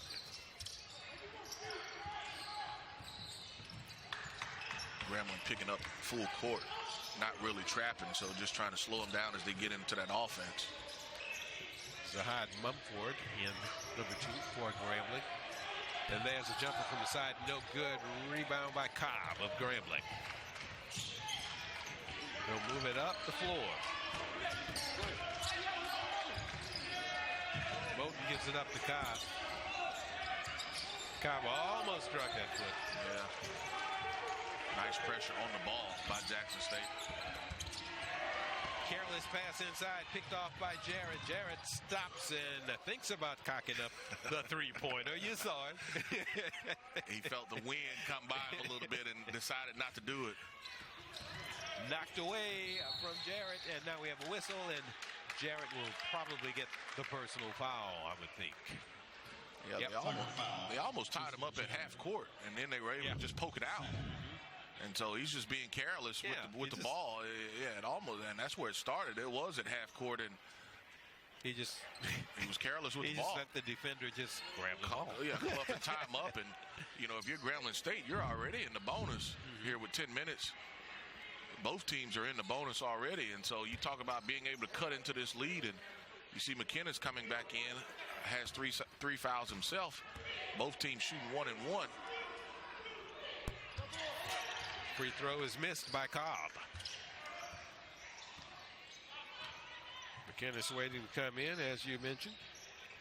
So is Peyton Taylor for Grambling waiting to substitute.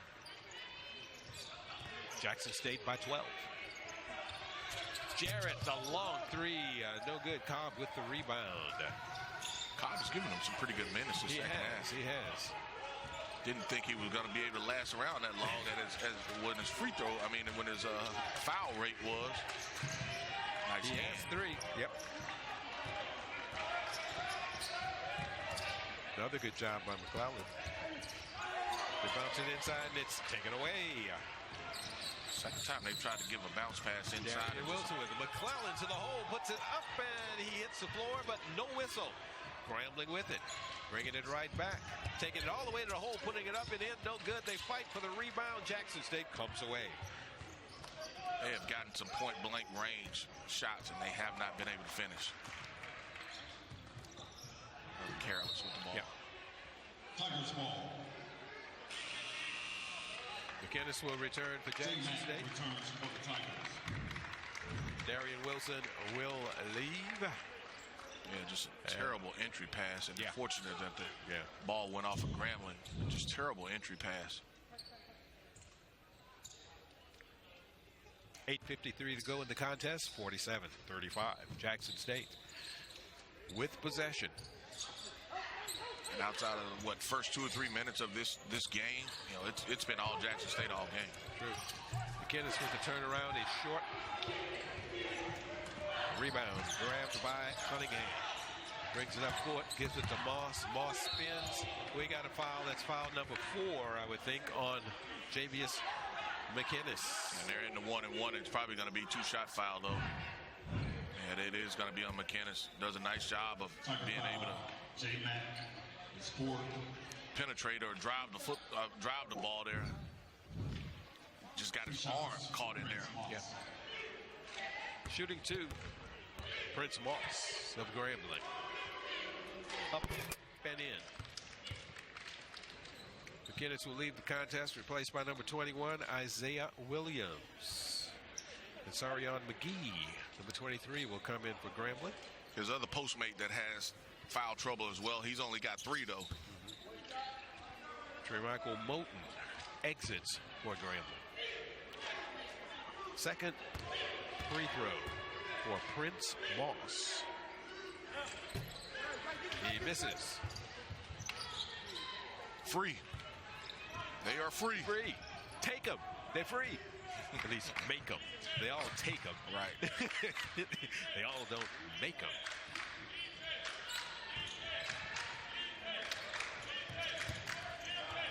McClellan. 3. Yeah. Down. McClellan. Hit about 3 pieces of the rim on that 3. But it's just smooth, like you said. That left-handed shot for him is just so smooth. Yep. It looks sharp. The lead is 14 for Jackson State. 50-36.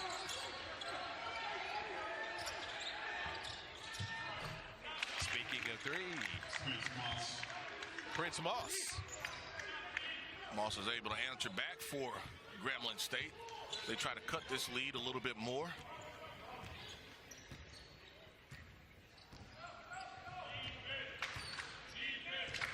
The The lead is 11. Jackson State moving it around. Jared lost his footing and lost the ball, but Jackson State will not lose possession. Well, as we said, Deuce, McClellan doing a good job from outside. Sweet stroke. Sweet stroke, absolutely. Jackson State by 11, 50-39. Go online to cleanzonenow.com.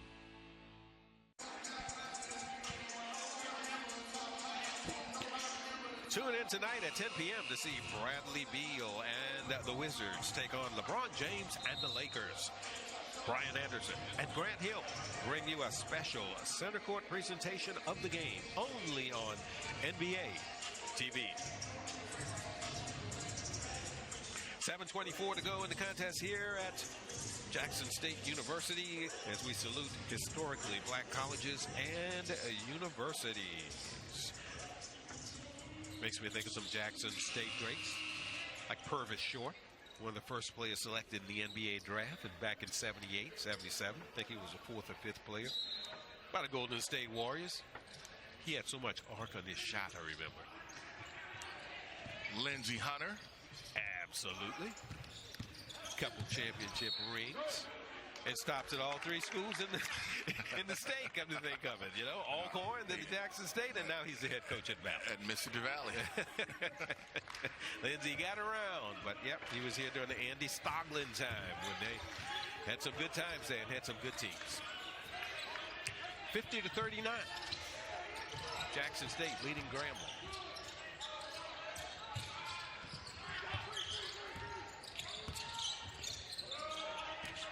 Great help defense.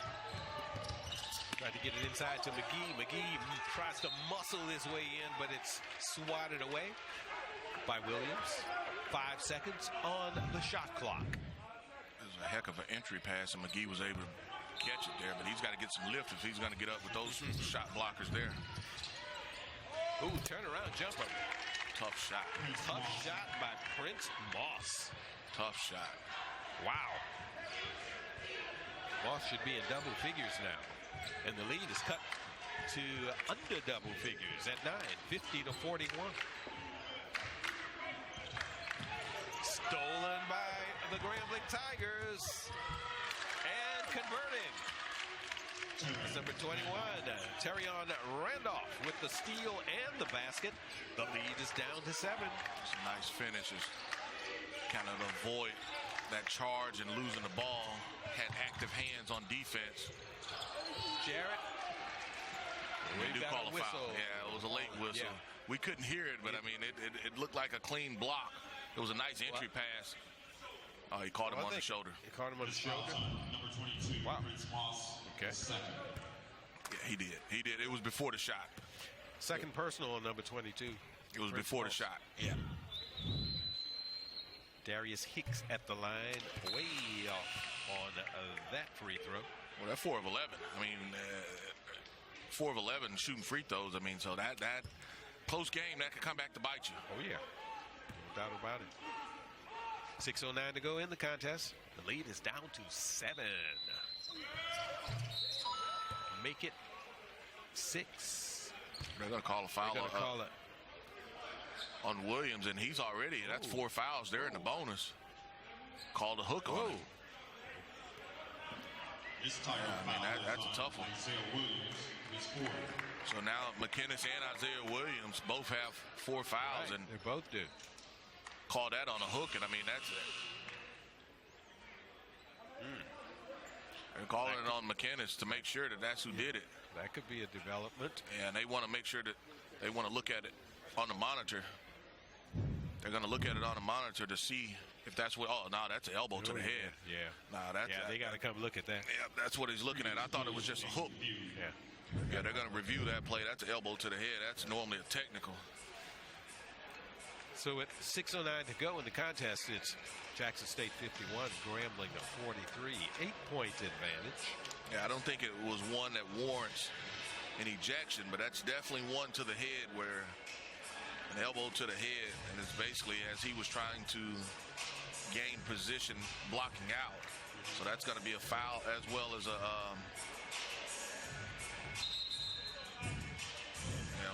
that was a quick look. Yeah. It was a quick look to make sure that's who it was. Yeah, now that I look at it, he just grabbed him. Yeah, like I said, I don't think it was malicious or anything. Yeah, I don't think he was through an elbow. Yeah. I think it was more that he grabbed him, and the way that it looked, I can understand why they'd go back and look at it. And then to make sure and clarify who it was that had the foul. Right. And if I'm Grambling, I'm sending my best free throw shooter to the line to say, hey, look, this is who it was. Well, the shooter at the line is number 21, Terrion Randolph, senior from Dallas, Texas. Puts up and misses. And I want to make sure that we don't get the Grambling people mad, because we talked about Jackson State people, but Grambling has had its share of basketball greats, most notably, of course, Willis Reed. Yes, sir. AJ from the parking lot. Aaron James. How about Jimmy Jones? ABA All-Star, all-time ABA player, and played in the ABA and the NBA. Tremendous rookie season in the ABA with the New Orleans Buccaneers. Backcourt mate with Larry Brown.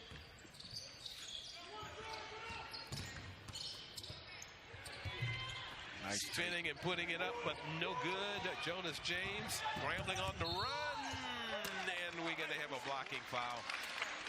Cameron Kristen will go to the line.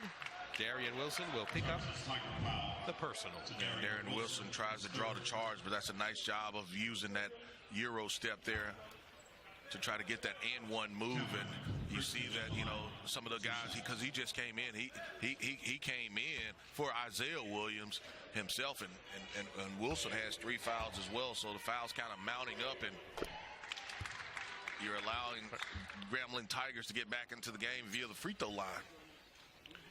Cameron Kristen hits the first. Started his career at Boise State. Transferred from Boise State.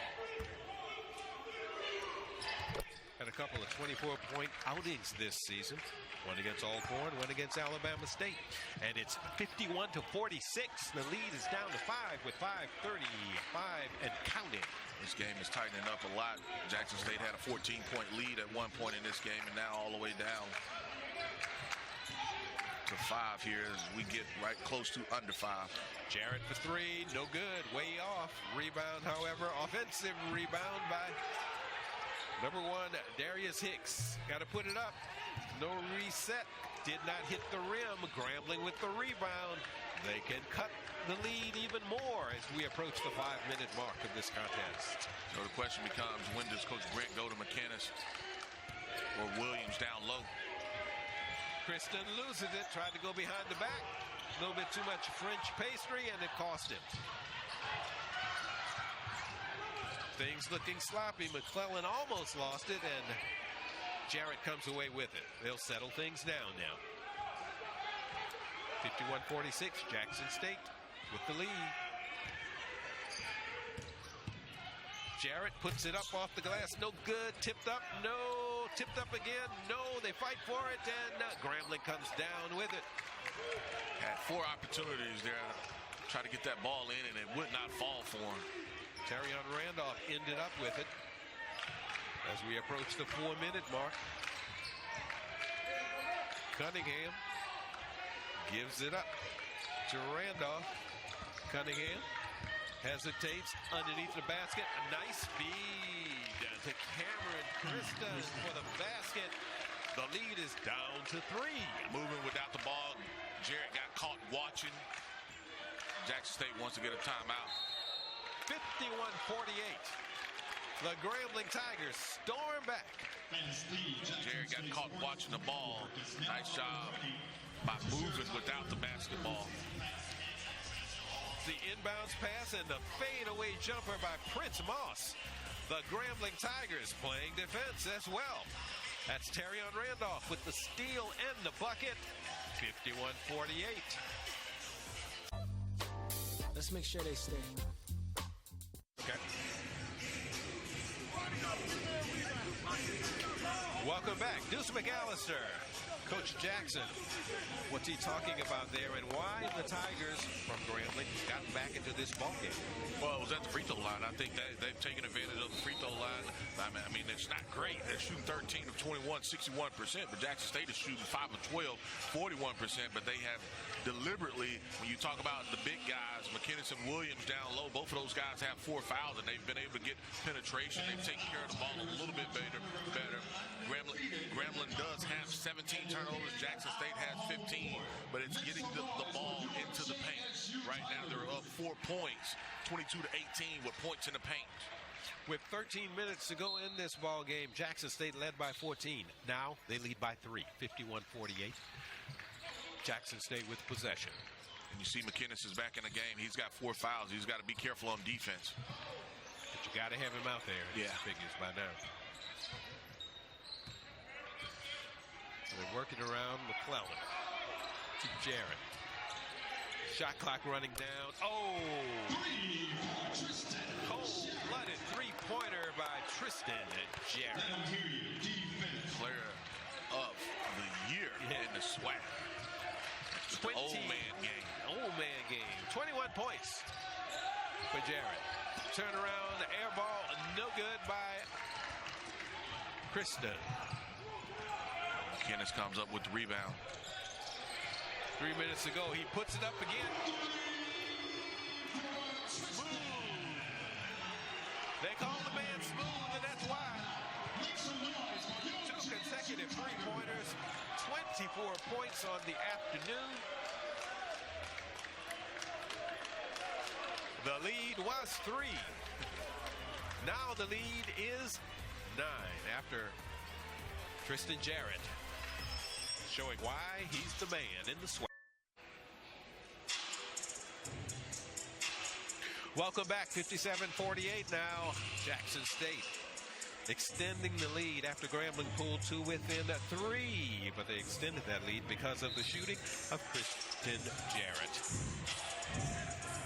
And it's just been, I mean, he's been unbelievable. And he talked about smooth. You talked about the old man game. He doesn't know if he's going real fast. And, you know, when he got it, he saw it outside. And, you know, the defender has his hand down, and he's quick enough to be able to get that shot off as far as his release is concerned. And it's been on the money today for him. That's a good way to kill momentum, Deuce. Yeah, I mean, you talk about having 6 threes. 9 of 17 overall, but he's got 6 threes on the day as well. Bounce pass inside, stolen away by McClellan, but he's whistled for a foul. And that's going to be 2 shots right there. And it was the hole or reach coming around. McClellan felt like that he was clean, that he didn't touch him.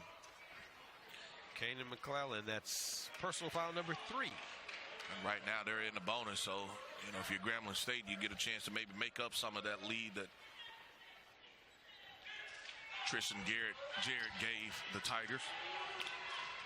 McClellan has 12 points on the afternoon, and Kristen knocks down the first free throw with Grambling Tigers to make it 57-49.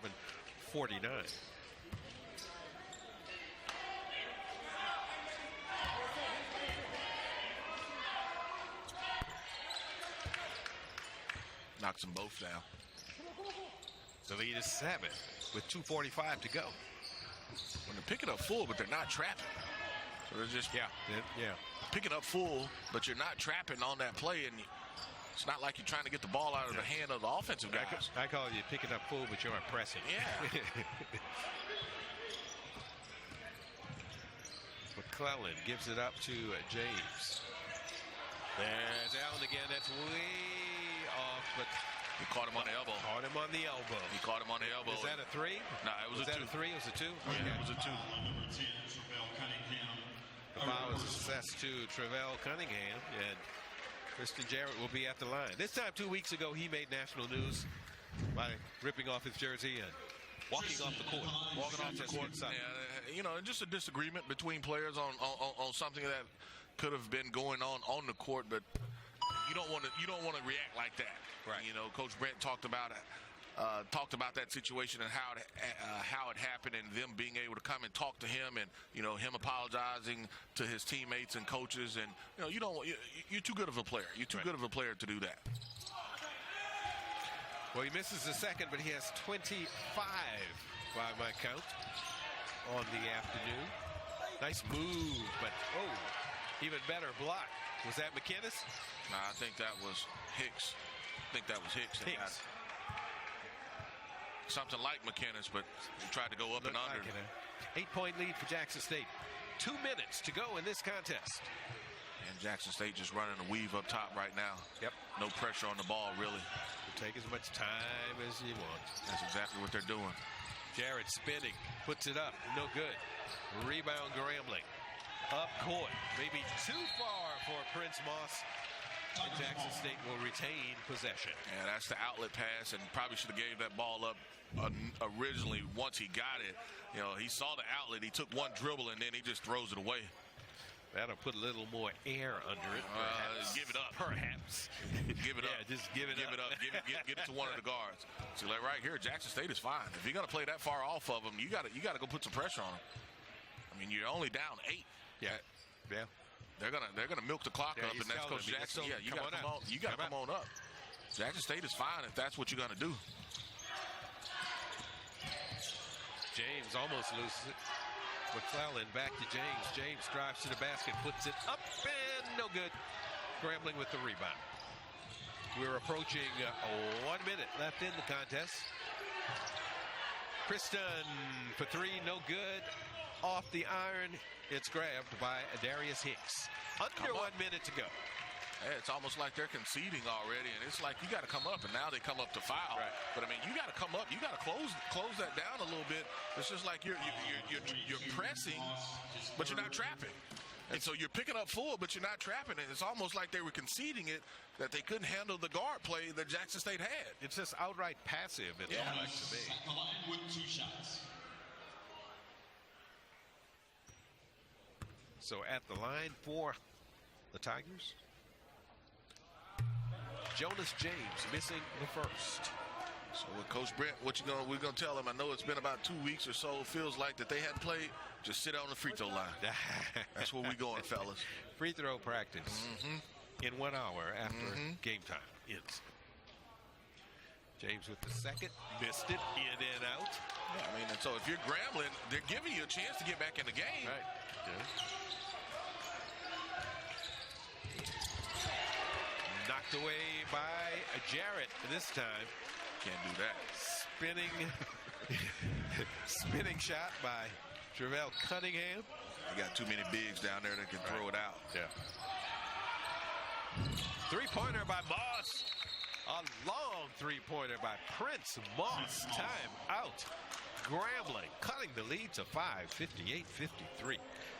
Prince Moss. Yeah, Jackson State is late on the rotation, and Prince Moss gets an open look as far as the 3 is concerned, and he's able to sink it. Allen couldn't get there. I mean, Jarrett couldn't get there in time. And Jarrett is trying to fight over some picks.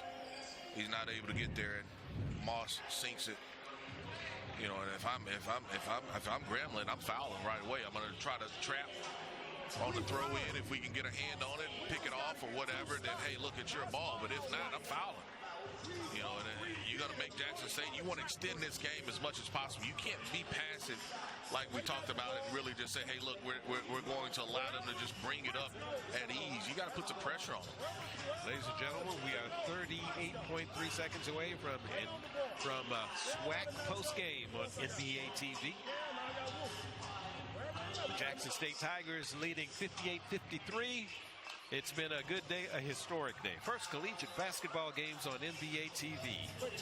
Came from the Southwestern Athletic Conference and a couple of historically black colleges and universities. One of those, Jackson State, the alma mater of Sekou Smith. Our boy, Sekou Smith. Nice man. I had the National Association of Black Journalists convention. My wife and I had the pleasure of sitting in a dinner table with he and his wife at one of the functions during the NABJ in New Orleans a couple of years ago. Good guy. Well, Sekou, you know, like you said, he went to Jackson State here, but he was originally from Michigan, and, you know, he was a part of the NBA TV family, and so I got an opportunity to meet him when he was in Jackson working at one of the local newspapers. Right. And so I kind of kept up with him, and, you know, just so unfortunate, you know, what happened to Sekou as far as the loss of life, but his memory will live on for sure. Absolutely. Absolutely.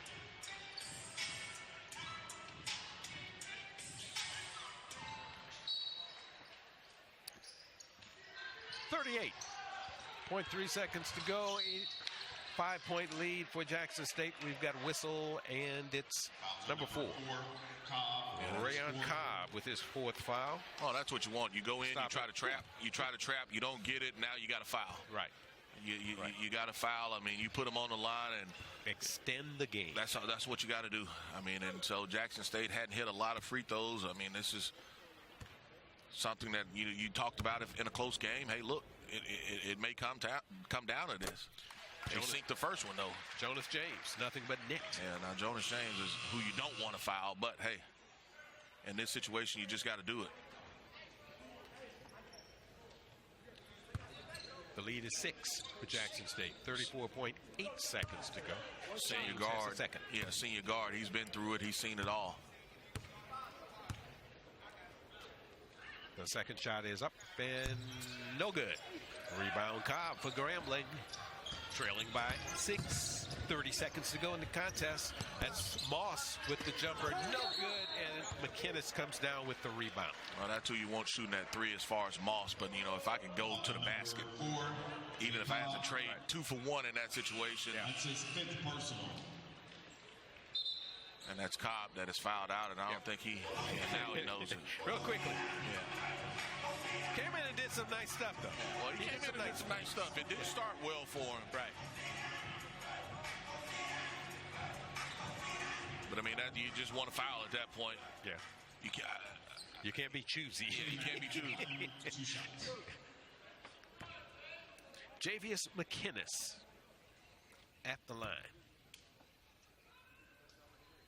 Ooh, that was. He's got to bend and bend those knees a little bit, get some arc on the ball. That looked brutal. Let's see if he does better with his second. Up and nope. Same result. The lead remains 6. 23 seconds and counting. On to the basket. Yep, for Grambling State. With the basket, that's Tremichael Moten. Cutting the Jackson State lead to 4 with 18.4 seconds to go. I mean, that's what you want to do. You want to be able to drive it right there, and then if you got anything, you kick it out. But we've got a close one here in Jackson, 55. Welcome back, Grambling Tigers. Down by 14, just about midway through the second half. Now they've closed it. They closed it to within 3. Now it's 4 with 18.4 seconds to go. Close game here between Grambling and Jackson State. And, you know, at the free throw line, I think both teams are going to be upset with themselves, but more so with Jackson State. And now here's Jared. That's the foul right away.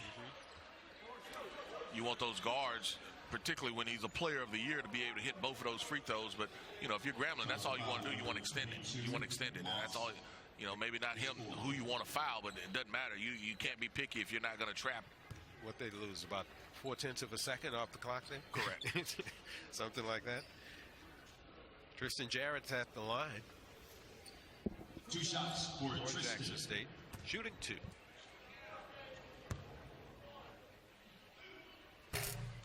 Misses the first.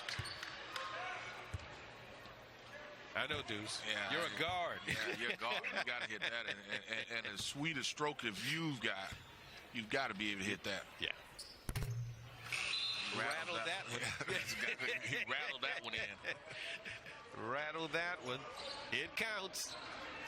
And Jared comes out of the ball game with 18 seconds to go, and his club has a 5-point advantage, 60 to 55. Out of 3, take the 2. Take the 2. Yep. Taking too long. Brings one take 3 now, as it took so long. And driving to the basket is Terrion Randolph for 2. 60 to 57.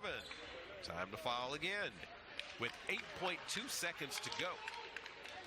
Yeah, so it looks like this is what you want to do, right? Well, this is what you want to do. If anybody, though, I would have left McInnes and double. I'm doubling the guard and just, you know, Jonas James, I'm going to double double you and not allow you to catch it. But, hey, McKinnis, I'm going to invite you to be able to catch the ball. At the line, number 3, Jonas James.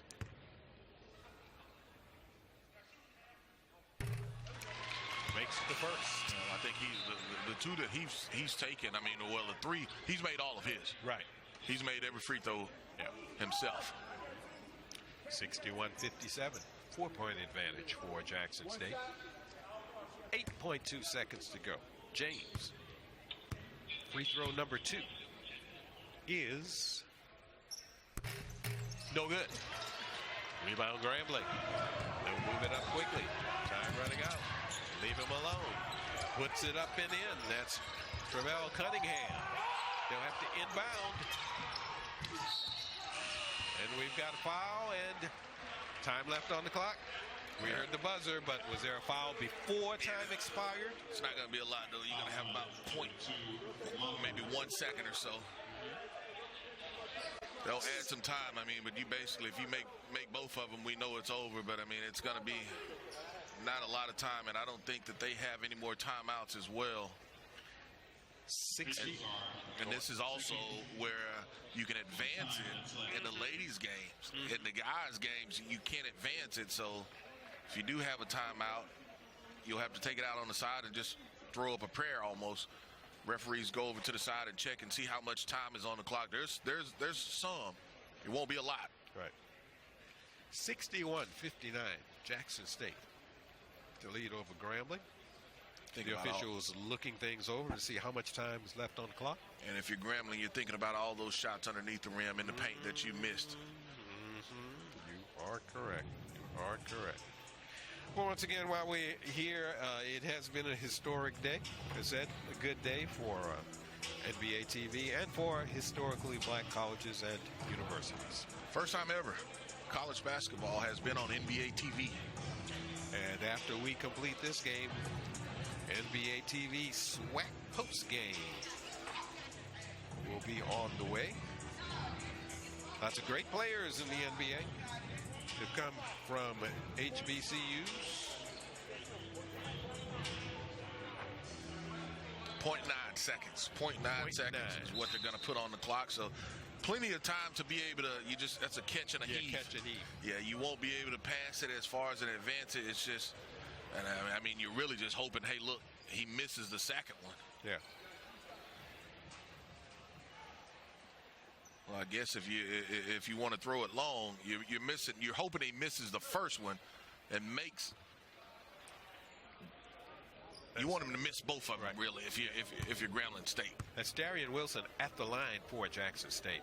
Puts up the first, knocks it down. And if he hits this one, the conversation is over. Yeah, yeah. And look good on that first one. Yeah. Wilson with his second. Brookhaven, Mississippi.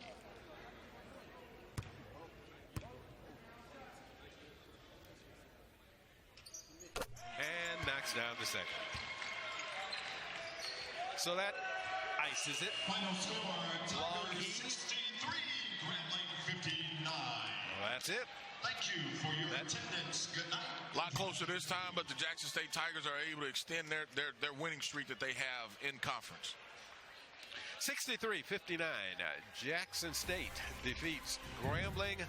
Victory number 7 in a row for Jackson State. Thank you, Deuce. We have enjoyed it. Now let's go to the studio to Stephanie Reddy. The former NBA Coach of the Year, Sam Mitchell, and Roll Parrish. Once again, Jackson State 63, Grambling State 59.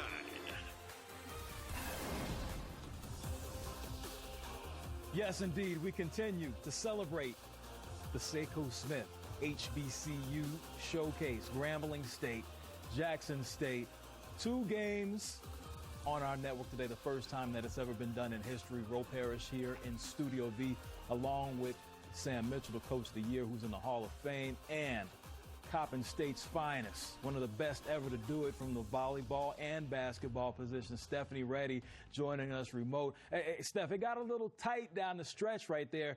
We thought that maybe Jackson State would pull away, but Grambling kept it close. but Jackson State was able to pull out the victory. Grambling did what they were supposed to do, try to extend the game. I know that they're not going to be thrilled when they go back and look at the tape and they're going to realize all the mistakes they made, the easy shots they missed, but they never gave up, and they consistently made the right moves in the end in terms of fouling right away, trying not to waste the time on the clock. But Jackson State, they closed it out, and of course, Jarrett had a lot to do with that. Yeah, he did. Jarrett, his 7th 20-point game of the season, came off the bench in this one, knocked down 6 threes. Coach, he is an offensive weapon that was on fire. Yeah, look at that smooth jump shot, man. He just gets it in the hands and lets it go. It's so high and soft. Look at that touch right there. And, Ro, I'm going to say this. Jackson State, the coach changing their defense, keeping Grambling off base. And then once the game got tight, that man right there, Tristan Jarrett, started knocking down shots and closed it out. Great game for Jackson State tonight. Big win for them. And again, what a great day and afternoon it was to air these 2 games, to give these young men and women, these fine universities, an outlet to be seen. Yes, an awesome platform that we had today as we made history, showing 2 HBCU teams right on our air. And listen, Jackson State, they clearly won today. They won both games, men's and women's program. They're superior. The men have won 7 straight. The women, they're streaking as well. They entered winning 8 straight. Would it be 9? I kind of gave away that tease. We'll show you the highlights when we return. Well, you can't hold water. Nah, I guess 8 straight wins for JSU. Would it be 9? Amisha Williams, she has plenty to say about that later in the highlight. But early on, the floater was good, Coach. Yeah, that young lady gets into the paint right there with that floater, takes the contact. And look at that size. She's not that big, but look at that. Extends that shot and gets it over the outstretched arms of the defender. Jay Covington making it happen, but in the painted area, the breakover, time for the takeover. Amisha Williams, Stephanie, putting on a show. We knew what to expect out of her, a double-double. She can do that every single game. She's among the league leaders and among the nation's leaders in several categories as a center. She can dominate the paint. Dominate, that's what she did today. 20 points, 14 rebounds, 4 blocks to keep up with her average, as she is the center that leads the nation in that category. Her 48th win. I'm talking about Coach Reed. We heard from her after the game. It feels awesome. I'm extremely proud of our girls making the adjustments coming out of halftime and pulling through this victory. I'm extremely proud of them. Coach, you look at Amisha Williams, 20 total points, 14 boards. Just talk about how dominant you felt like she was overall and just being able to control this game. Amisha came out and played a lot more aggressive this half. First half, I thought she played extremely timid, and one reason is because they were holding a lot on the inside. It was making her frustrated. But we told her, you got to keep working. You know, you're our backbone. When you go, we go. You got to keep working through it. I thought she came out in the second half and played extremely aggressive and took it to them.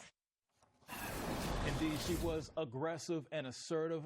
Misha coming down today, and she was dominant, Stephanie. We saw what she was able to do. We know that she is a player that has many accolades so far, but what did you see from her national TV debut? Well, I liked how she stuck with it. We saw her crashing the offensive rebounds. Even if she didn't get the putback, it provided another opportunity for her team to score. She worked really hard in the second half in getting that deep post position. You're seeing it right there. One dribble, she's at the rim. See how she never gives up on the play. That's what you want out of your dominant individual players. You see it on the screen right now. 20 points, 14 rebounds, 4 blocks. I love. Now, Coach, we know it's a guard game in today's game. Everybody talks about the guard play, but you have to have a big. That is essential to win these ball games. Yeah, man, and she dominated. Amisha Williams today. Look at the block shots, the rebounds, the eating up the space in the paint, the screens that she said. She did everything you want your center to do. She dominated. That's why I gave her the nickname, the Joel Embiid of the SWAC. And she put up those Joel Embiid-like numbers today, and she is a candidate to win the 2021 Lisa Leslie Center of the Year Award. Looking good so far as she is dominating in the SWAC. Taking a look at the updated women's standings, as I mentioned earlier, Jackson State, they were 9-1 coming into this one, but they have now won 9 straight games, so they are right there sitting atop of the conference schedule, right there with Alabama State. Grambling falling to 6-5. So I mentioned we had the ladies, but we also had the men. We got the highlights coming up. Grambling kept it close, but them Jackson State boys was balling.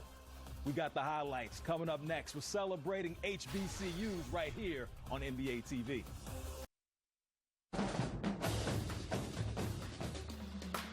Y'all already know what I'm repping, Howard University. Hey, you? You know?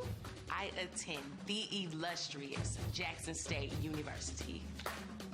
Go Tigers. My name is Breon Nelson. I am the 61st Miss Southern University at New Orleans. I attend the best HBCU, Lane College. All I ever dreamt was about going to Tuskegee University for 3 simple reasons: the environment, the atmosphere, and the culture. At Howard, I'm surrounded by future doctors, future CEOs, future presidents. It's just an amazing experience. I was accepted to over 13 different universities. I received so much in scholarships, but each university just didn't make me feel as comfortable as Grambling did. I always feel like I am home. I love family environment. It's a family. You know, it's so unfortunate that there's a lot of people out there don't think that historical black colleges are needed. 1 in 5 of every African American that you run across with a college degree received that degree from an HBCU.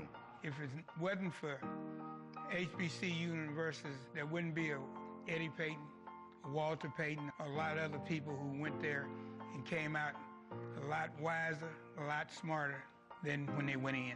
Diversity is America's superpower. Our alumni is placed in all levels of society, from graduate school to employment, Fortune 500 companies, and we really add a different element, a diverse element to all fabrics of society. So this just wouldn't be the great country that it is without HBCUs being a part of it. We have HBCU alums who have excelled in every field of human endeavor. So we definitely know that we are part of America. We are America. America, HBCUs, we got you. We got your back. We are prepared and ready to educate the least and the best of these in our society. That's awesome right there. Seth Mitchell here with us along with Stephanie Reddy. Now, Stephanie, before you became an award-winning broadcaster and a pro championship coach, you were balling at Coppin State. You graduated cum laude as a student athlete in multiple sports. But how instrumental was attending an HBCU to your success in your career? It was huge. I mean, really, my path started there. As I told you before, Fang Mitchell, who was the head men's basketball coach of this Coppin State team and also the athletic director at the time, hired me right out of college to be the head volleyball coach at Coppin State. I was the youngest in Division I history. And then after that season, he hired me as an assistant on the men's squad. And that position led me to the G League. You know, so it all builds on itself. And if I had not gone to Coppin State and played basketball and developed a great relationship with Fang Mitchell, who knows where I would be? I mean, I would like to think I would still be successful, maybe doing something else, but basketball has always been where my passion, my heart has always lied. And so this has been an excellent path that started at Coppin State for me. So many great people that have done great things in the world. I think about Michael Strahan, who you see every morning on the morning shows. You see him on the weekend doing football. You think about Diddy, Oprah Winfrey, Sam Jackson. You think about Spike Lee. There's so many. Oh, by the way, the vice president of the free world, Kamala Harris. Right. She attended an HBCU, so there's so many people that have made great contributions. Shouts out to 2 Chainz as well, Diddy, people in the hip-hop community, David Banner. The list, Coach, just goes on and on. Stephanie Reddy. Her resume speaks for itself, just in case you didn't know. But Coach, there's so many great individuals that are contributing to society that attended HBCUs. Yeah, and Ro, look, wasn't privileged enough to go one, but I can tell you this from experience.